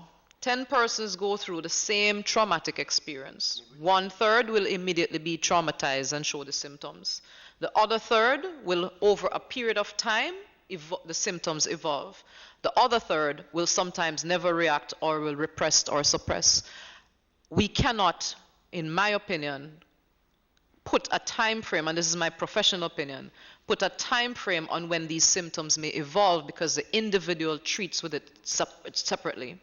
There is some persons are so traumatized that they repress or suppress. You have to recognize too that they may be in a work environment where they know that their financial future may be dependent on what they do now. And they have all sorts of responsibilities tied to this financial future. I think it would be, we are encouraged to quote unquote rush and get this done, but at the same time I think we should be as thorough and as best as possible in coming up with the best bill. And in terms of with the education, Member Daly, I significantly, I think the critical thing is that, and what the judiciary should be concerned about, is the maintenance of evidence. So once evidence can be, whether or not we're using technology, etc., I don't know if we can legally, and then another solution to that conundrum for me, which was something that I was going to come to later on in terms of the tribunal, etc., is somewhat of a tier system to the offense. So for the different tiers, you could have a time frame. If it is something. But then, so if the offense is where somebody rub up against somebody, you have within a couple of years to do that. If it's an offense where somebody was raped, that's a different. Well, okay. Okay, so yes, so what I'm trying to get at is that we can put a reasonable time frame once the persons maintain, and it will be up to, this is part of the public education, once the persons maintain some level of evidence, they should have an avenue to be able to make the complaint. But what about the alleged offender who has to defend him or herself? That is the risk that the victim takes. Take a situation. Suppose someone come looking on the TV now or say, but look at Mr. Chuck. When he used to teach him, he used to make pass at me. I wouldn't even remember. Yeah, but I did. Yeah, but Minister Chuck, that is the person's accusation. If they had a record, of that. 20 years ago. Yeah, but if they had a record of it or is able to provide evidence. But this is just my point in the sense that I don't think we can put a time frame on, and we could be re-victimizing the person all over again. Secondly, Member Daly, about the points of contact and the emphasis on the police personnel, etc., taking matters seriously, that cannot be underscored because that is how we start, firstly, to send the message. And also the other persons who may come in contact with victims in the emergency rooms, in Sissoko, etc., wherever there is a potential where a victim will seek help, we need to demonstrate that there is action that comes from that.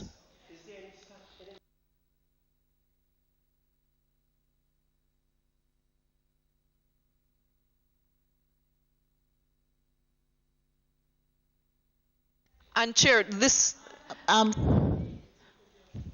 Break for a moment so we can get a comment from Mrs. Brown.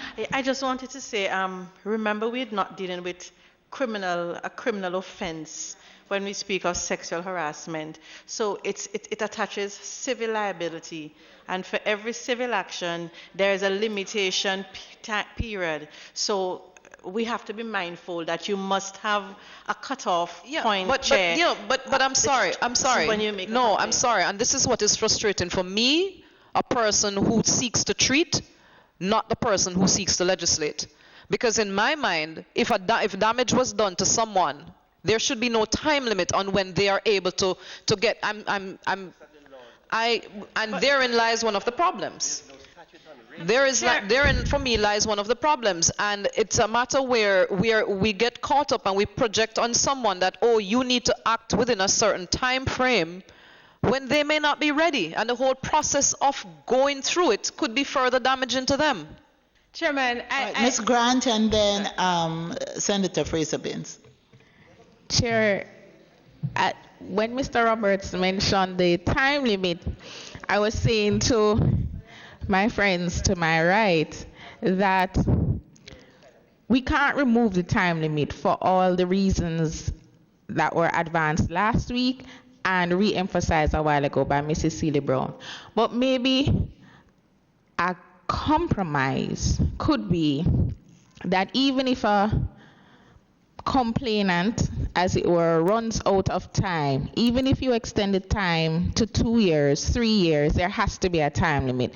So even if the complainant runs out of time, maybe that person, given what Senator Longmore just said about the psychological impact, such a person or persons could have access to counseling.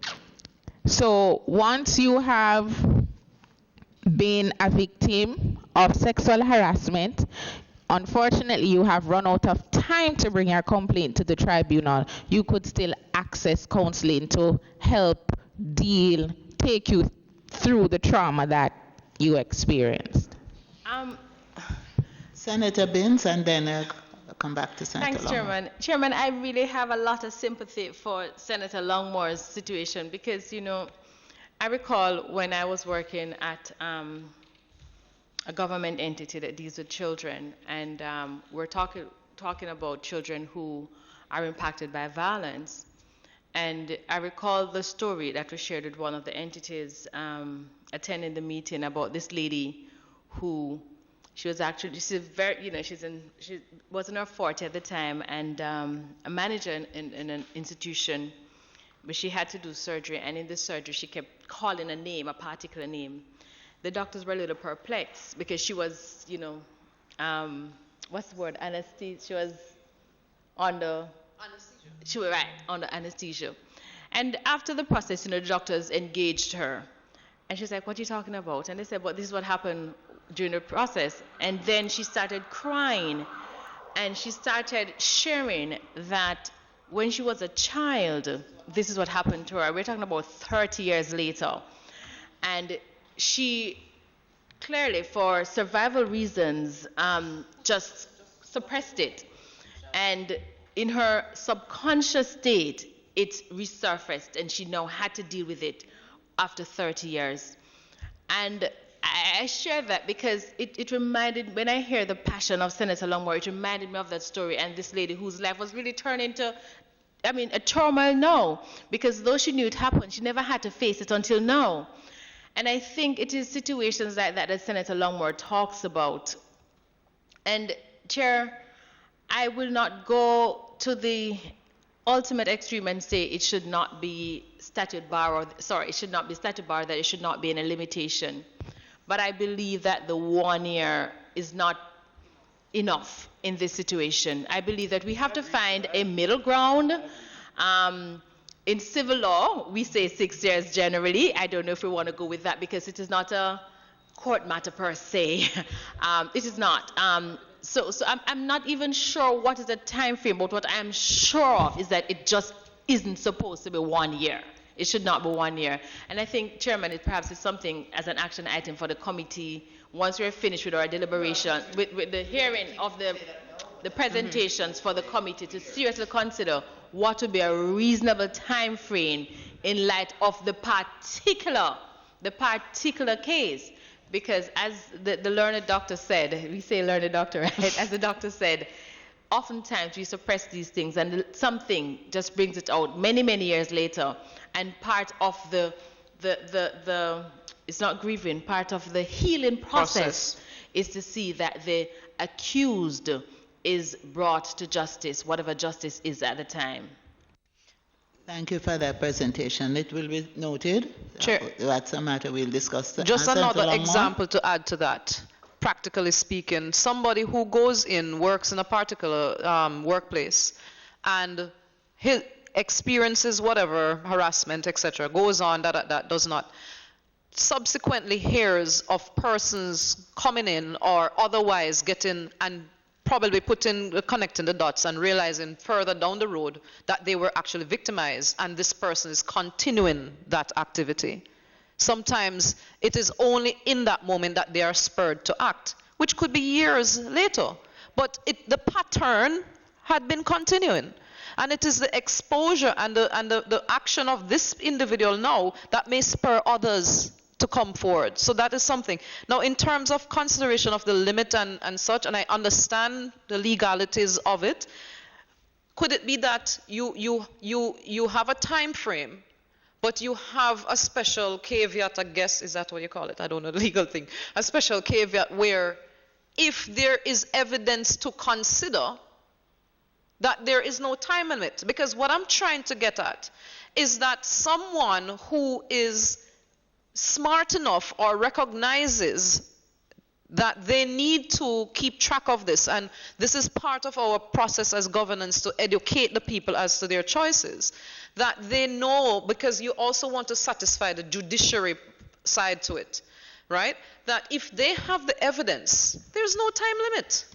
There shouldn't be, because they also have to act when they are good enough to act.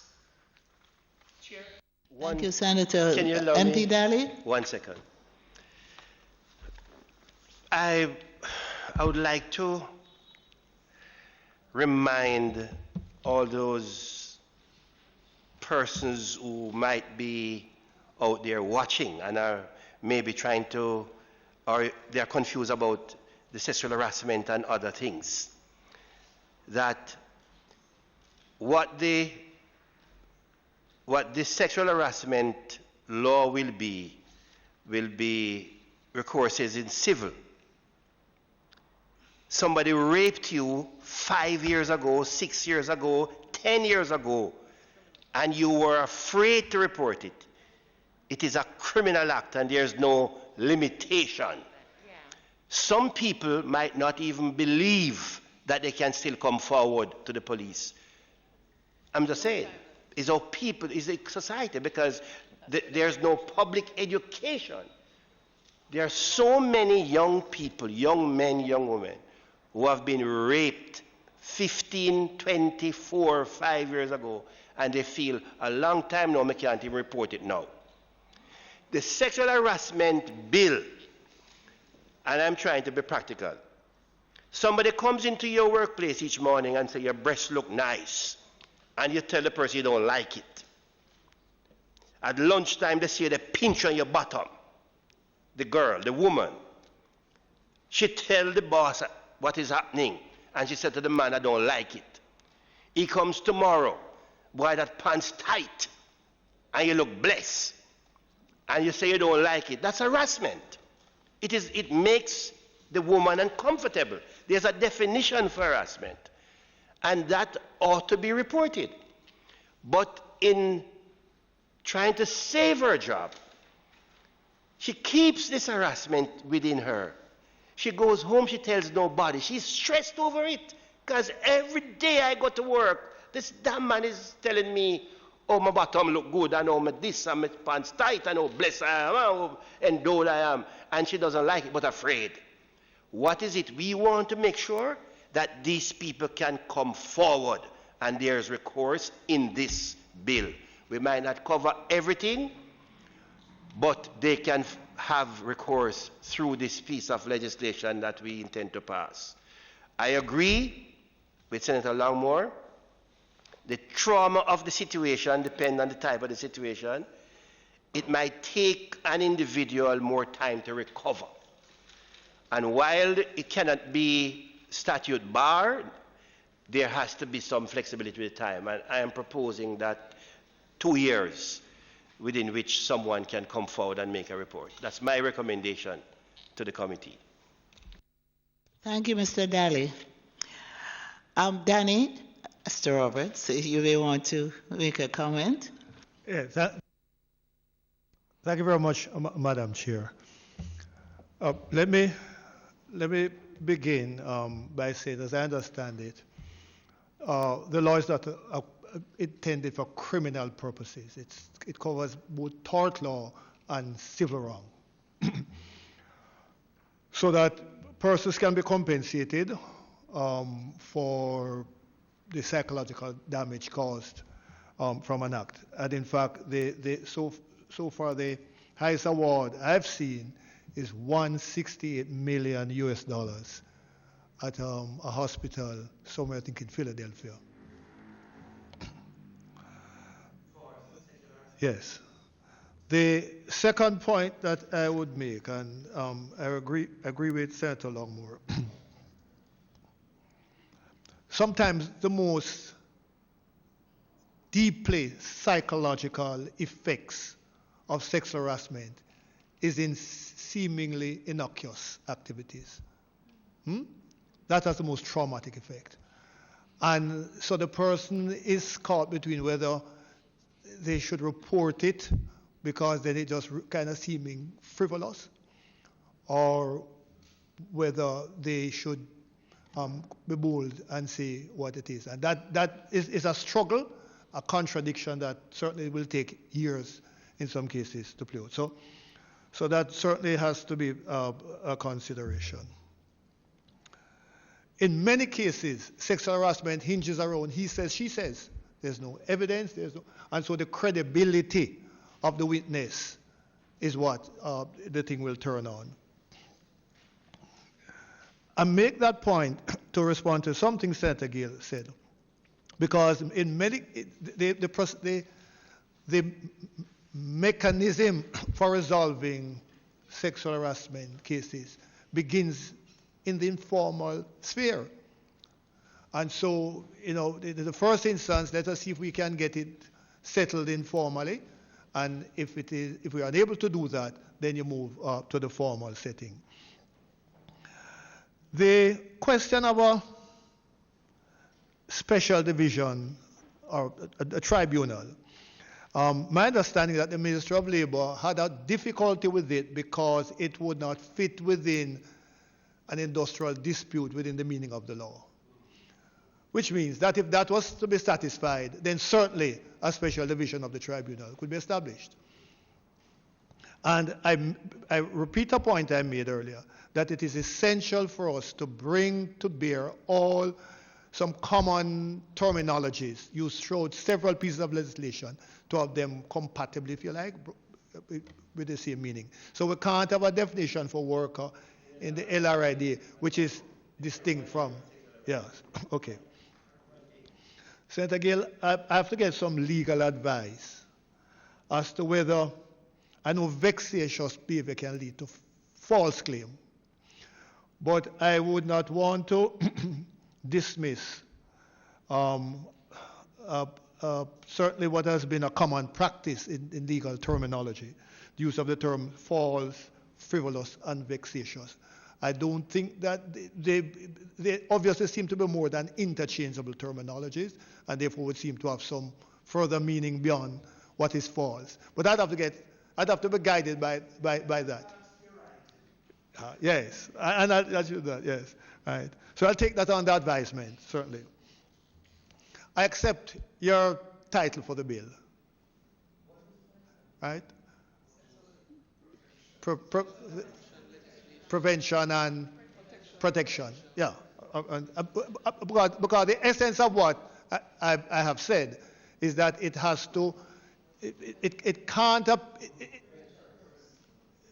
is that the bill has to send a very clear signal that this is something that we are against. The question,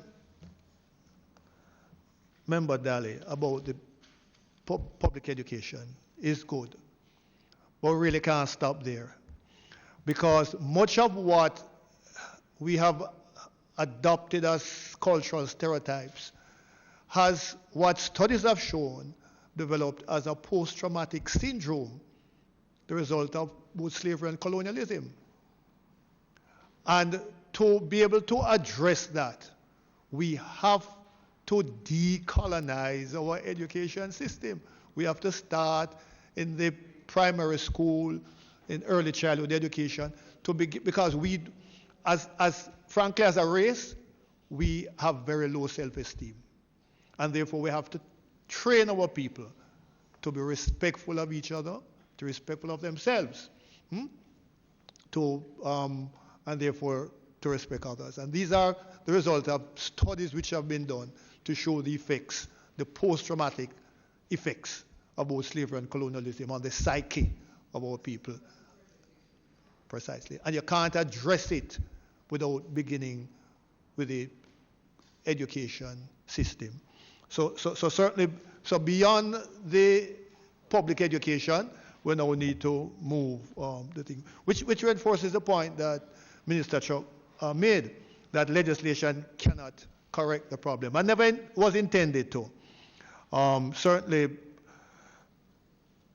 the issue has to go beyond that. The final point I would make has to do with the scope of the legislation. I stand on the argument that it has to be a standalone legislation, and that the definition of a workplace can be so defined to incorporate a customer coming into an establishment and dealing with and being harassed by an employee of the institution, which then, in fact, in any set circumstances, even outside of this legislation, if a customer is harassed by an employee, there are going to be sanctions that the organization can impose. So it will be no less so in this respect. And so, and I heard you last week, Member Daly, about the minivan and the harassment and all of that, and the fact that it is a criminal offense. Certainly, that can't fall within the scope of this legislation. And beyond the fact that perhaps the bus owner can say, well, I don't want you on my bus. Beyond the criminal element of it, I mean, bus owner can do that. Or if a commuter has been harassed by a worker, then he can, the employer, owner of the bus, can also act in terms of dealing with them. So that what I'm a little concerned, however, I must say, about the potential delay of the establishment of a sexual harassment tribunal as distinct from a special division. There's no fundamental difference. The composition is not altered, except that the infrastructure for a special division of the tribunal is already in place. And Senator Longsmore point about the training of those persons in terms of some of the sensitivity, which is in the recommendation 206. Hello, recommendation about training persons to be able to deal with something quite novel, etc.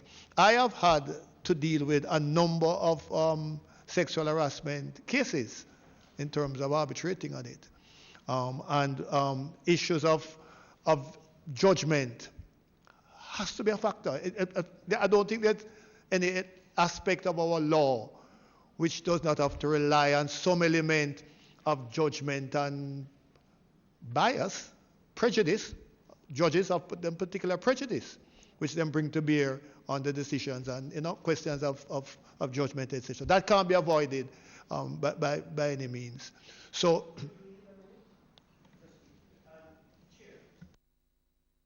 Yes, go ahead, Mr. Daly. Are you saying, Danny, that you will support, or you are in support of the tribunal, but in the interim, we could go with the special division of the IDT until that tribunal is set up? No.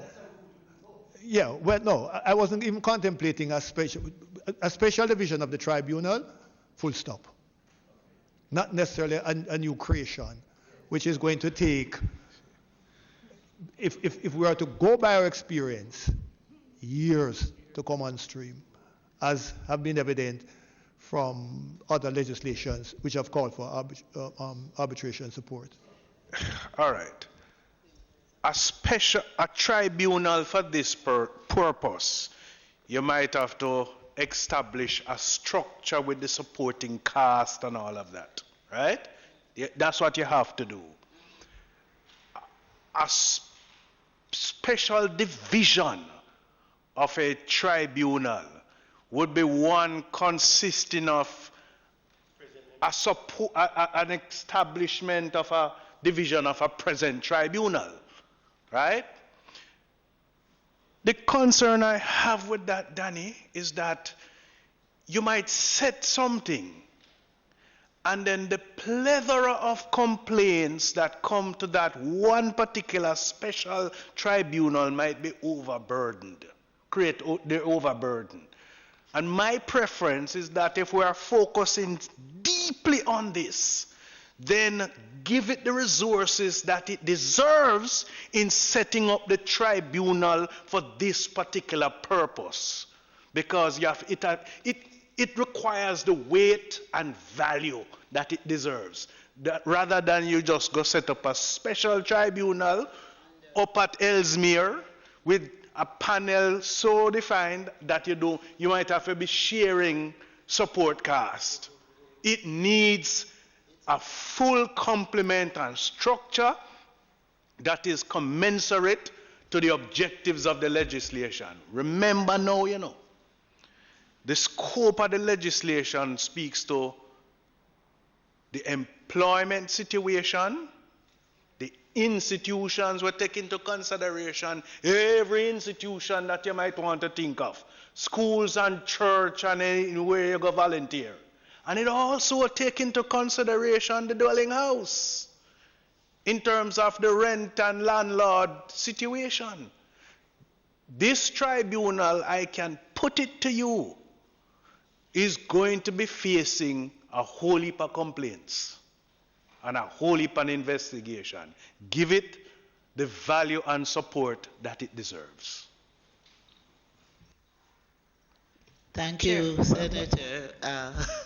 Senator, all right, I'll take Senator Longmire. I'll go back to you. If I may add, and maybe a compromise situation, just as when we're dealing with gender, there's a gender focal point that then refers to the GAC. We could take the similar approach, where these other points that you would want to see that intervention being possible, we create focal points there, but have the tribunal. So within each agency, there is a point of that contact, where it then gets escalated to the level of the tribunal. But I agree with Senator Gale's point of this being so far-reaching and so significant that we need to have that level of administration, so to speak. But we could have focal points. Senator Longmire, I'm going to ask Mrs. Robinson or Ms. Grant to just comment on that, then we come back to you.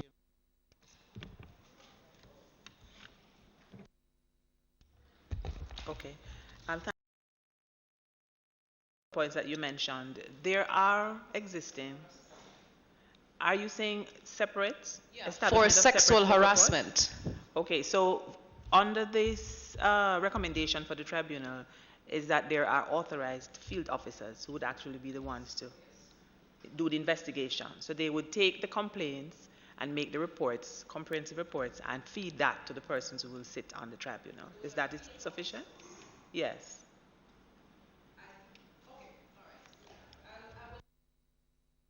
When I review the functionings of the tribunal, but I'm gathering that Mr. Roberts was more saying that before we get in lieu of the tribunal, to have a more short-term, easier accessed point of contact, more effectively in place, quicker. But that's the infrastructure that would exist in the Bureau. And, it might be useful to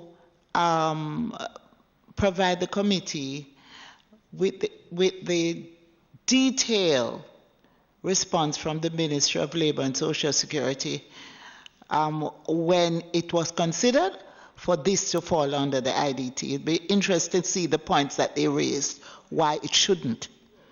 And it would be useful to look at that, right? So we could maybe have that available for the next meeting. And we can also make it available to Mr. Roberts. Right? Yeah, thank you. Thank you very much, Madam Chair. Sorry, Ms. Grant also wanted to make a comment.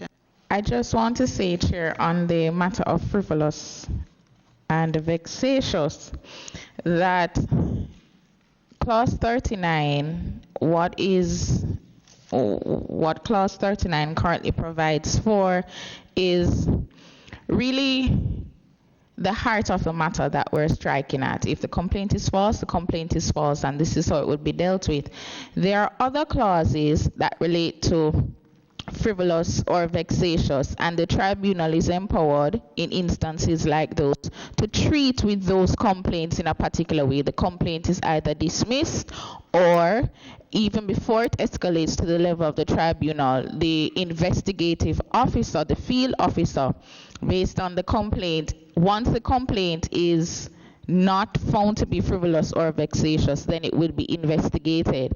And even when it goes to the tribunal, there is an appeal. They can determine outside of the judgment of the field officer that they will not continue with this matter because it sounds frivolous or vexatious.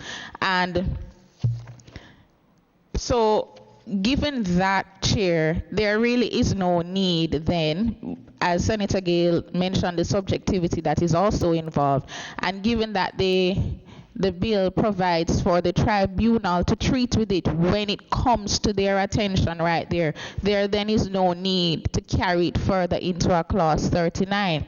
All that is necessary in Clause 39 is to point to someone who deliberately puts together a case knowing very well that the person did not do as he or she has said. And well, this is my opinion. I think that the offering of Clause 39 is quite sufficient. Thank you. 36 is written in terms of just leaving it that if the person is dissatisfied, they can appeal, but appeal with certain grounds and reasons that supports the basis for an appeal. Okay. Mr. Roberts? Chair. Well, there's much merit to that argument, and I thank you for the clarification. I suspect that whatever is false may be influenced by being vexatious, leads to false. And frivolous obviously will be dealt with in another matter, dismissed. So that's quite an attractive argument. But let me get back to my friend Senator Gale. First of all, I don't agree with you that there's going to be an overwhelming number of cases before the tribunal. Cases, sexual harassment before a tribunal. Overwhelming number of cases. That I do not agree. That it's going to be overwhelmed. Will not be. I do not agree that it will be overwhelmed by a number of cases for the simple reason. Yeah. That many of those cases are going to be dealt with at the local level. There's a mechanism to treat with it at the local level, and that mechanism will make the determination. And therefore, I don't believe that in the end you're going to have a flood of cases going before the IDT at that level. That's a man. But secondly, I don't think there's anything in that either of us argument that seeks to downplay the significance and import of an arbitration process to settle the thing. Whether it is a special tribunal or a special division of the IDT doesn't affect the quality of the personnel and doesn't affect the infrastructure that can be put in place to deal with it. And all the supporting things, if we accept the argument that this is a very serious thing. But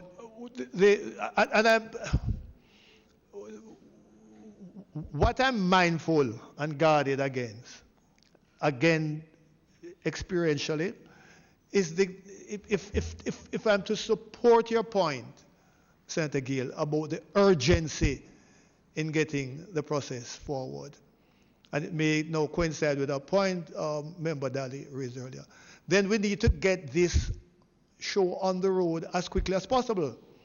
And I am afraid that if we move to setting up a special tribunal, I would have to be convinced that it will not suffer the fate as other arbitrations tribunals set up in other aspects of the law. I'd have to be convinced that it won't suffer that inordinate delay and in some cases stillbirth. So, and then that would therefore defeat the very objective that you and I want, to treat with the matter with urgency and dispatch. But all of these are matters open for further debate, and I welcome the opportunity to hear some more about the pros and cons of that.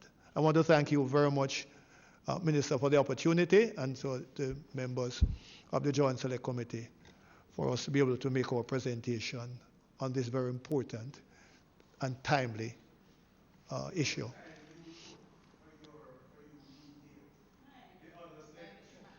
The time you took to be here to make your presentation and the rigorous debate is the time allotted to our 3 other submissions. But very good, Daddy. Yes. Thank you. Well, I understand that I was the only one here today, so I suppose that accounts for it. I must say that your presentation was very comprehensive, very detailed, and you have given us a lot to think about and to talk about. And, I'm just happy that you're on board. I was just handed a list of 16 other entities, which includes some government entities. They were written to, their letters were sent by email, hard copy, and hand-delivered, regular mail, email, and hand-delivered. Over 16 organizations, some critical to this process. And they were written to in December. We have yet to get a response from them. And it's most unfortunate, but we are going to make another effort to make contact with them because the presentations have been extremely good. And last week, we had an excellent week, and today, you're here, and it's excellent. And next week, we're looking forward to the Institute for Gender Development and Studies, and under them will fall the household workers. They're coming? Okay. So we have at least 3 lined up for next week, but because we know that their presentations will take some time, we are going to just take one next week, the Institute for Gender and Development. We meet every Thursday because we are determined to get this legislation on board. May not get it on board for the end of the calendar year as you requested, but we hope we will be able to celebrate International Women's Day by having it on board, which is next March. Yes, Mrs. International Men's Day, Minister. Remember, we're trying to be gender balanced. And International Men's Day, November 19. Oh, Yes. I wasn't even sure what day that was, the International Men's Day. International Men's Day, November 9. Women's Day. 19, Minister. November 19. 19, yes. So I really want to thank you for coming on behalf of the members of the committee and the technical folks who are here. You have given them quite a bit to think about. Thank you so much. And we look forward to this dialogue continuing and for you to come on board as a partner.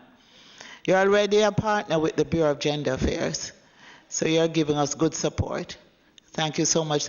You wanted to say something, Senator? I'll give Senator Longmore the last word before you leave, Mr. Roberts. Just, and it is in reference to his last point in terms of the tribunal hopefully not becoming a stillborn, so to speak. And I just go back to, because it's probably my lack of awareness in terms of the tribunals and how they function throughout the ministries, etc. But when I mentioned regarding a focal point, this bill, sex and harassment can happen in any sphere, in any along any alignment of our functioning of employment. And it relates significantly to the OSHA bill too that we are looking at, and it's something that we have to be, the workplace, or exactly, we have to be cognizant of that. When I mentioned regarding a focal point, and maybe to appease your concern, is that within each ministry there ought to be an avenue that someone knows that sexual harassment can be recognized and reported, etc. So that now, I think, would then relate to, yeah. So that's kind of what, it exists, right, but in terms of the effectivity and relation to the overall tribunal, that's where I'm saying in terms of the strengthening of that awareness. Thank you. I'll ask Mrs. Robb to make a comment here. Okay. Mrs. Robinson. Great. Thank you, Chair. So to respond to your concerns, Senator Longmore, I'm thinking the HR. Remember, if you go back earlier in the bill, you'll see where the duty of care that is to be provided by the employers, and to ensure that a mechanism is in place, and internal mechanisms are in place, and that a sexual harassment workplace policy, or certainly a policy, should be there. And in the absence of a policy, even a grievance procedure that will allow persons who are aggrieved and who have complaints to lodge their complaints. And the HR has that responsibility. So your HR would be your focal point. But you can actually have persons within the space. There are already gender focal points who are very, very, very much trained and sensitized on the issue of sexual harassment. So they could also be that go-to person to take the complaints, to assist the persons. And I go back to the point of the counseling, which is important, because that's also a very important. Persons can be counseled. They might not be ready to report, but if they have somebody who is doing the psychosocial counseling and that kind of thing. Thank you. Mrs. Robinson, can you just expand a little on the gender focal points and how they exist across government and other sectors? Okay, thanks, Chair. So the gender focal point mechanism is a system that allows for heads of ministries, departments, and agencies to nominate a senior technocrat within the ministry who is able to make decisions, and that person is identified as somebody who can carry out actions relating to the national policy for gender equality. So we have that national policy that legislates how it is that we should treat each other with good governance, and making sure that there's gender equality, there's fairness, accountability, transparency, and all of that, and in line with the four guiding principles: gender equality and social justice, political will and commitment, participatory approach, multi-sectoral commitment, and just making sure that everybody is a part of it. Absolutely. So they have been trained, and last week, was it last week, Mr. Roberts? We had the training, the gender focal points. This training was a little different from the ones we've had before. They've been having consistent training in different areas. Last week I've had almost 100 persons, Mr. Roberts? No, it can't pass 100. Our Zoom, the max was 100, right? So we maxed it out. We had up to 100. I think at one point I saw 100 on the screen. So we had, and that's not just gender focal points, but a lot of them were gender focal points. We made a very significant case of making sure they were in there, and they were very robust. It was done over 2 days, 6 hours in total, 3 hours Wednesday and Thursday. So when I came last week, Thursday, that was the end of the first batch of training, and this is something we plan to continue. And it was so interactive.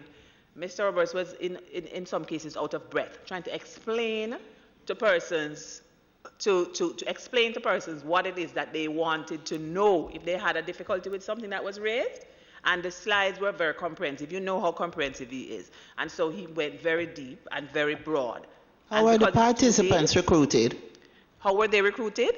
We went through the HR of each of the ministries that we have gender focal points. We targeted the ones that were gender certified first, and then those we want to be gender certified. So you're wondering, what does gender certification mean? It means that you would have done... You are? Oh, gender certification is what you get when you do an action plan after your training is completed. That action plan is predicated on the national policy for gender equality, and it would be the actions you would take in your neck of the woods, depending on what is required in your space for your persons in your workplace, whether it's training or it has to do with the recruitment practices. How is it done? Is there fairness? How do you practice good governance? Is there transparency, accountability, and are you making sure there's equity and equality, efficiency, and so on? And when that is done, then the action plan is assessed, and based on the effectiveness of the action plan and the sign off of the head of that entity, then that entity is awarded a gender certification to signal the compliance with the guiding principles of the policy, and that you are doing what is required to ensure that there's no discrimination to any person in the space, and that equal opportunities are allowed for each person based on their stewardship and the fact that they're entitled to it. Do you have any such program with the private sector? So just now, we had, and I could have said this earlier, but now is the chance to say it, we had an opportunity with Win-Win, the Win-Win project through the ILO and the UN Women. And out of that project, what they allowed us to do is to have a conversation with the private sector concerning sexual harassment and gender mainstreaming in general. And we have developed some products as well. I did not give it out today because I haven't shared it with you yet.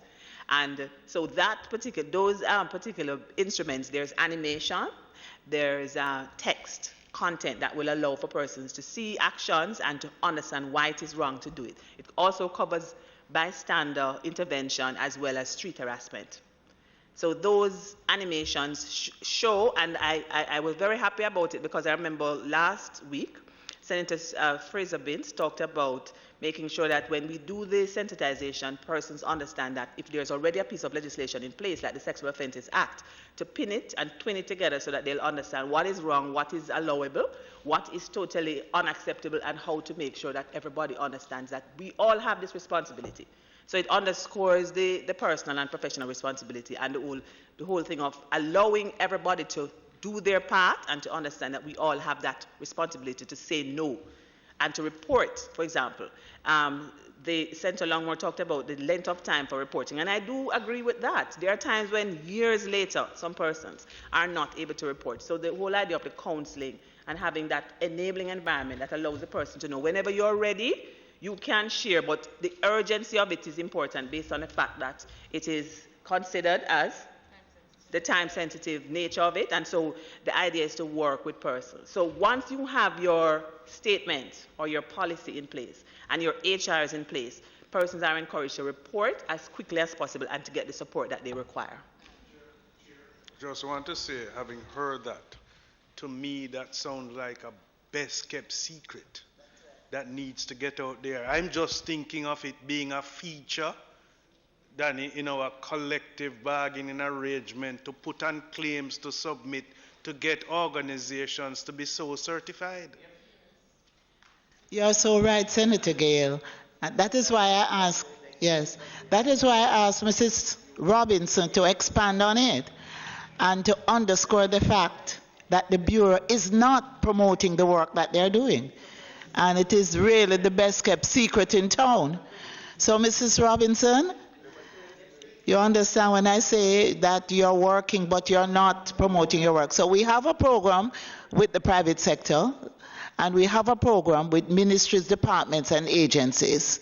And the program can be expanded and should be promoted. All right, thank you. Mr. Roberts, thank you so much. As we'd say in Jamaica, it was nice to see your face in the place. You and your team, members of your team, let me see if I have the names here. Yes, Ms. Henya Bennett Davis and Mr. Dylan Doyle. Thank you so much for coming. Right and left hand. It's right hand and left hand.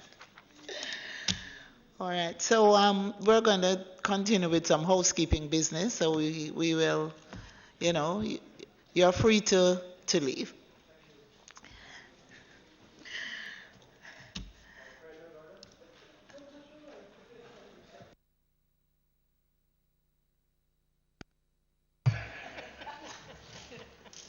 Thank you so much for coming.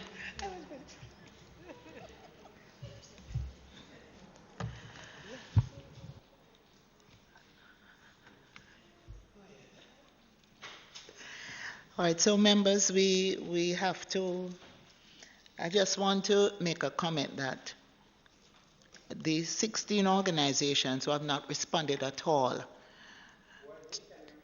I'm sorry? Sure, I don't mind. I see the coordinator here getting a little nervous, but I don't mind. The 16 organizations that have not acknowledged receipt and have not responded: Jamaicans for Justice, Women's Media Watch, Women Inc., Women's Resource and Outreach Center, Ministry of Health and Wellness, Rent Assessment Board, Jamaica Confederation of Trade Union, Jamaica Employers Federation, Norman Manley Law School, Jamaica Vintage Artists Association, Ministry of Justice, Ministry of Education, Youth and Information, CISOCA, Jamaica Council of Churches, Jamaica Federation of Musicians, and the PSOJ. When were these letters sent out to them? On December the 4th, and they were sent by regular mail, by email, and hand-delivered. Chair, And are you saying... I like to always, give a positive outlook. Maybe COVID has arrested their response time, so, Yeah, so we will be sending a second letter now, yes, over my signature. Good. The first letter went over the coordinator's signature, so there'll be a second letter going next week over my signature. I'm very happy to see that the Jamaica Chamber of Commerce, the Institute for Gender and Development Studies, and the Jamaica Coalition for a Healthy Society have indicated that they are available to make presentations next week. But because I know these presentations could be quite lengthy, we're going to invite the Institute for Gender and Development Studies to make their presentation next week. And the fact that we're having regular meetings on a weekly basis, we will take the other two presentations after. If we, well, first of all, I have to indicate if it is in the afternoon, it's difficult for me. It's my constituency day, and there are certain things I hear about to happen. So I have to make. I thought you were covered. I have to make sure. I have to make sure. I have to make sure I'm close Senator to my Gill. people. So Thursday afternoon is bad Just for me. in addition to that, It though, is remember, we could not, because of the standing orders committee meeting on a Thursday, but I don't know if we're continuing with those, Senator Gill. I don't know. I don't know, So but perhaps we can take that. We can do two mornings. presentations, but you say to them you have 1 hour. No, I'm just saying, for example, because they're very, quite frankly, the young lady last week was very, very impressive. Danny, what I've heard from him, I heard some of it on the radio too. But you could say, all right, you have 30 minutes to present and 30 minutes for question and rebuttal or answering. And you could take 2. But I want to know why we have to do it in the evening. Because there is no other available time. That's the reason. The Senate committee meets in the morning on a Thursday. On a Friday as well. Special Standing Order Committee that has been meeting.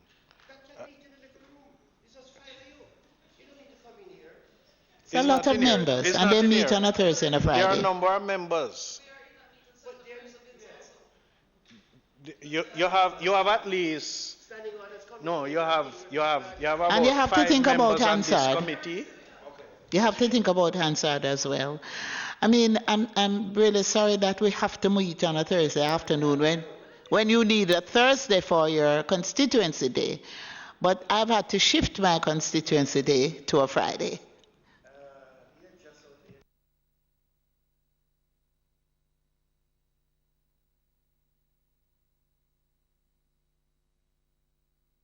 Chair, yeah, I notice one of the groupings is the private sector organization of Jamaica, but I suggest you include in that the Jamaica Employers Federation. They were on the list? Okay.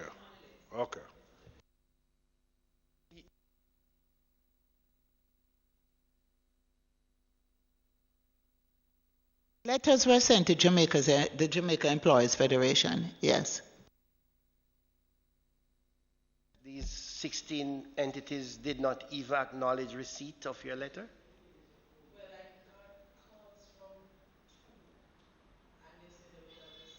Could you, for the record, say which two, since we called them out? Sissoko called you and the Confed. And I think the Minister of Health, the request went out just last week. Just last week. This Monday. Okay, so compared to December last year to this is a, you know, just to put in context that. Yeah.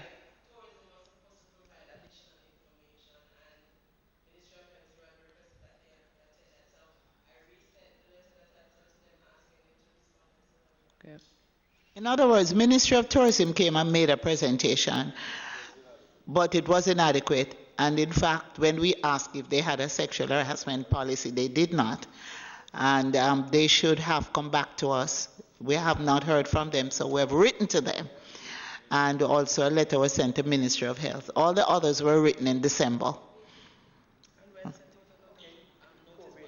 And we also followed up with another notice. So now my letter will go, the letter will go over my signature to see what the response will be. Well, maybe we can take 2 presentations next week, since Mr. Daly is coming in on Thursday.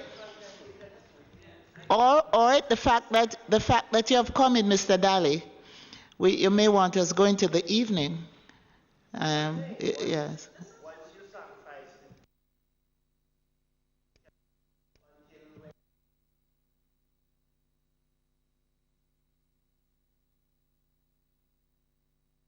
Coordinator may have some difficulties, but we'll see.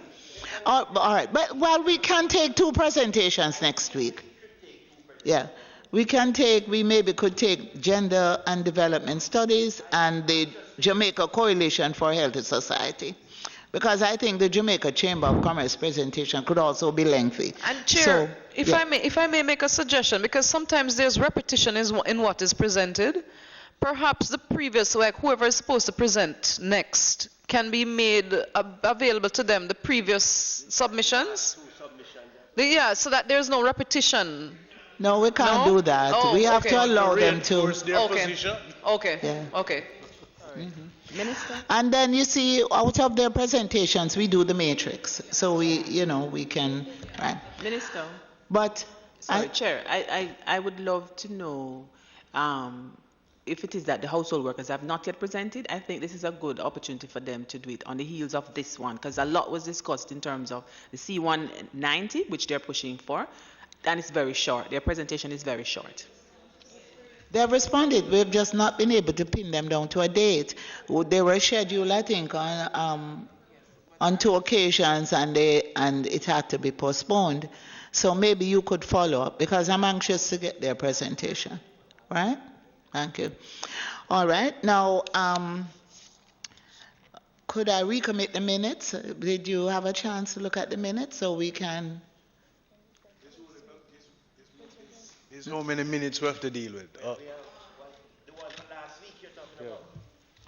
No, we dealt with the other ones. All right, we can defer it to next week when you have had a chance to read it. Because it was a lengthy one. Right, and then we can confirm next week and look at matters arising. Our next meeting then is July 2, which is next Thursday at 2 p.m.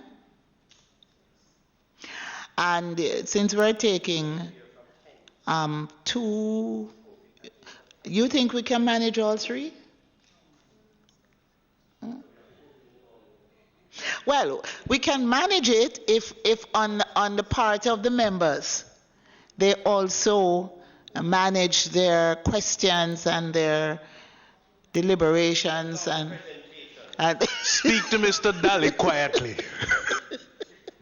But if we exercise some control, right, on the part of members of the committee, we may be able to manage the presenters as well. Right? So I would say let's try to go for all 3. All right? And we see how we can. The written submissions, we have them. They haven't been circulated. They have been circulated. So you may want to look at them before. That is Jamaica Chamber of Commerce, Institute for Gender and Development Studies, and the Jamaica Coalition for a Healthy Society. And they can be resent to you. You can look at them and sort of prepare yourself so you can be very concise and precise. Right? So when they come and make their oral presentation, it will just be a formality, but you would have looked at their presentation and come up with some. So we can be very efficient in the process. All right? I'm very happy about the response of members Madam and Chair, your attendance. I'm so sorry. Yes, Ms. Grant? Need to indicate about the Jamaica Chamber of Commerce. The Jamaica Chamber of Commerce submission is twinned with the Bar Association of Jamaica. So it's actually two presentations under one umbrella. So that is no doubt going to be very lengthy. And having read through it already, I have a lot of questions.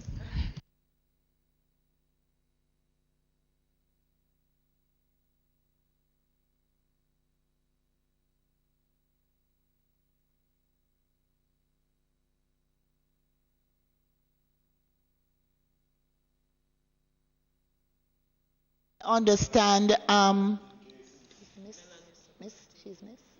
understand Mrs. Melanie Sabrati is a presenter for the JCC.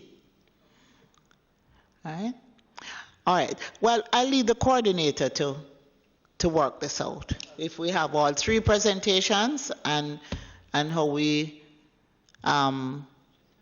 take them next Thursday. All right? And I will manage the members. Thank you so much. So moved by Mr. Daly, seconded by Senator Longmore. And the meeting is now adjourned. Thank you so much for coming.